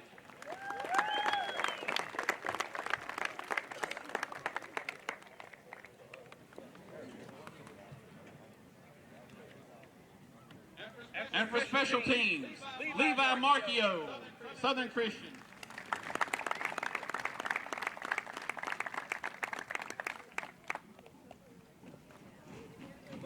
Let's give these young men a big round of applause. And that's your ACSC all-conference team. I believe we got a few more awards to hand out. We have the Christian Character Award and, of course, the MVP for this year. I think they have a few speeches that come up for the Christian Character Award. A lot of Ezekiel and a lot of Evangel players in there, like we predicted, Daryl. Absolutely. Quite a few guys out there. A couple of those, I would say, were probably a shoe-in. Guys like Miles Richardson, Corey Murphy, players like that, but also Brennan Tormey getting in there as a junior. All right, guys. Go back to the team. And also, fair play to some of the guys who weren't playing in this game to make the trip down on a very cold night. Right, Southern Christian and Lighthouse as well are teams that were in the conference this year. Got to watch a very entertaining game. At this time, we would like to present the Christian And here comes the Character Christian Award. Character Award. Each year, the Doug Harrison Christian Character Award, named in honor of our long-serving First Commissioner, recognizes those student athletes who, by their testimony and actions, have consistently exemplified the highest ideals of Christian character and leadership. One student athlete from each team is nominated by their coaches for this award. This year, the nominees are Seth Smith, East Central; Caleb Lumpkin, Evangel; Christian Hester, Ezekiel; Kellen Smith, Lighthouse; Daniel Adams, Southern Christian.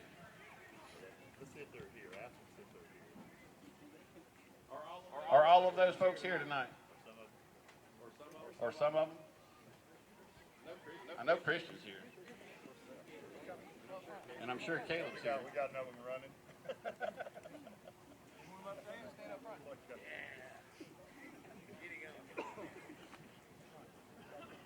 Just right there on that line, right there. Just stand right there on that line. Yeah, appreciate it. Thank you.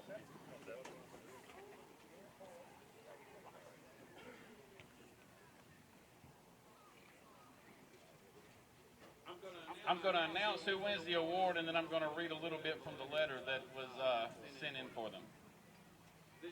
This year's 2021 ACSC Christian Character Award goes to Daniel Adams from Southern Christian.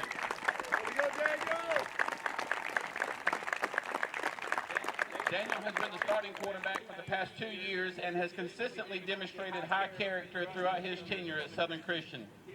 He is faithful to support his church and all his youth outreach and ministries. Daniel has excelled academically as well and has earned a full scholarship to Auburn University, where he has been dual enrolled this fall and began taking concurrent Air Force ROTC classes while balancing football, homeschool, and church activities. He is always quick to volunteer to serve around the church, and he is extremely faithful in participating in worship, Sunday school, and fellowship opportunities. Ladies and gentlemen, your 2021 Christian Character Award winner, Mr. Daniel Adams.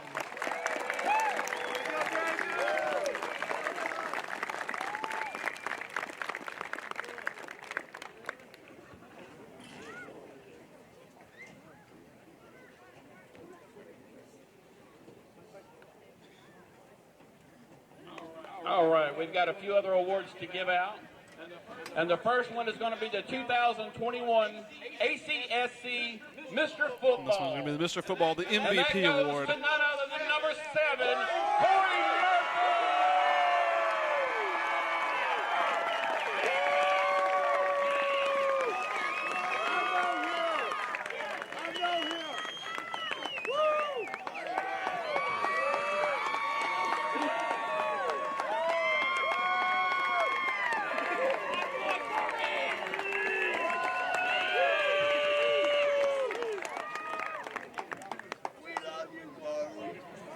The Mr. Football award goes For to our Corey Murphy. 2021 championship game most valuable Now the player. MVP.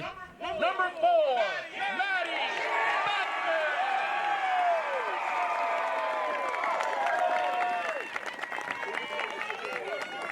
And there's a lot of guys out there you could have made a case for, but Manny Spackman is the one to win the MVP award. Played a fantastic game, and like we said, Daryl, he was the first piece in the puzzle to unlocking this Evangel defense, starting that deep passing game. Absolutely. Over the top, he dropped the ball and changed the way Evangel played defense. Absolutely. And now the moment that all the Ezekiel Academy Knights have been waiting for. It's a golden egg out there. It's a golden egg, and it's what all the teams in the conference wanted to get their hands on this year. Of course, congratulations and commiserations to the Evangel Lightning. But the state champions are the Ezekiel Academy Knights, lifting the trophy for the second time in 2 years. Went out and defended it against the toughest competition we've seen all year, Darryl, but they showed some grit, some heart, and determination to walk away with that trophy. And while the team celebrates, Coach Hunter, just an awesome guy, he's walking over with the other team and talking to the coach over there, and he's building a bridge right there that you just can't break with being nonchalant. Yeah, absolutely. Just a great guy. Things like that are things he instills in his team as well. Things you see on and off the camera. This is a great group of guys. And they not only show it on the field, but they show it off the field as well. And I think that's just about going to do it for our trophy presentation. On this cold night in November, the Knights defend their state championship. It looks like they're going to get one more water cooler. Not entirely sure who's going to get it, but somebody is. Looks like I think it was Coach Hunter Bowden. His defense helped that team pull home this state championship. But what an excellent game. What an excellent regular season. Darryl, I want to thank you up top there, freezing to death. Yes, I know. It's a little chilly up here. I'm going to have to go buy a new nose. As well as, we can just buy you some Buffalo Wild Wings. I think it'll be all right. That'll warm you up a bit. As well as Travis Hill out there on the camera on the field. You probably saw him chasing down Hunter Bowden with that water cooler. Absolutely. Brock Bumgarner on our other cam, and Earl Bumgarner back here pulling the strings.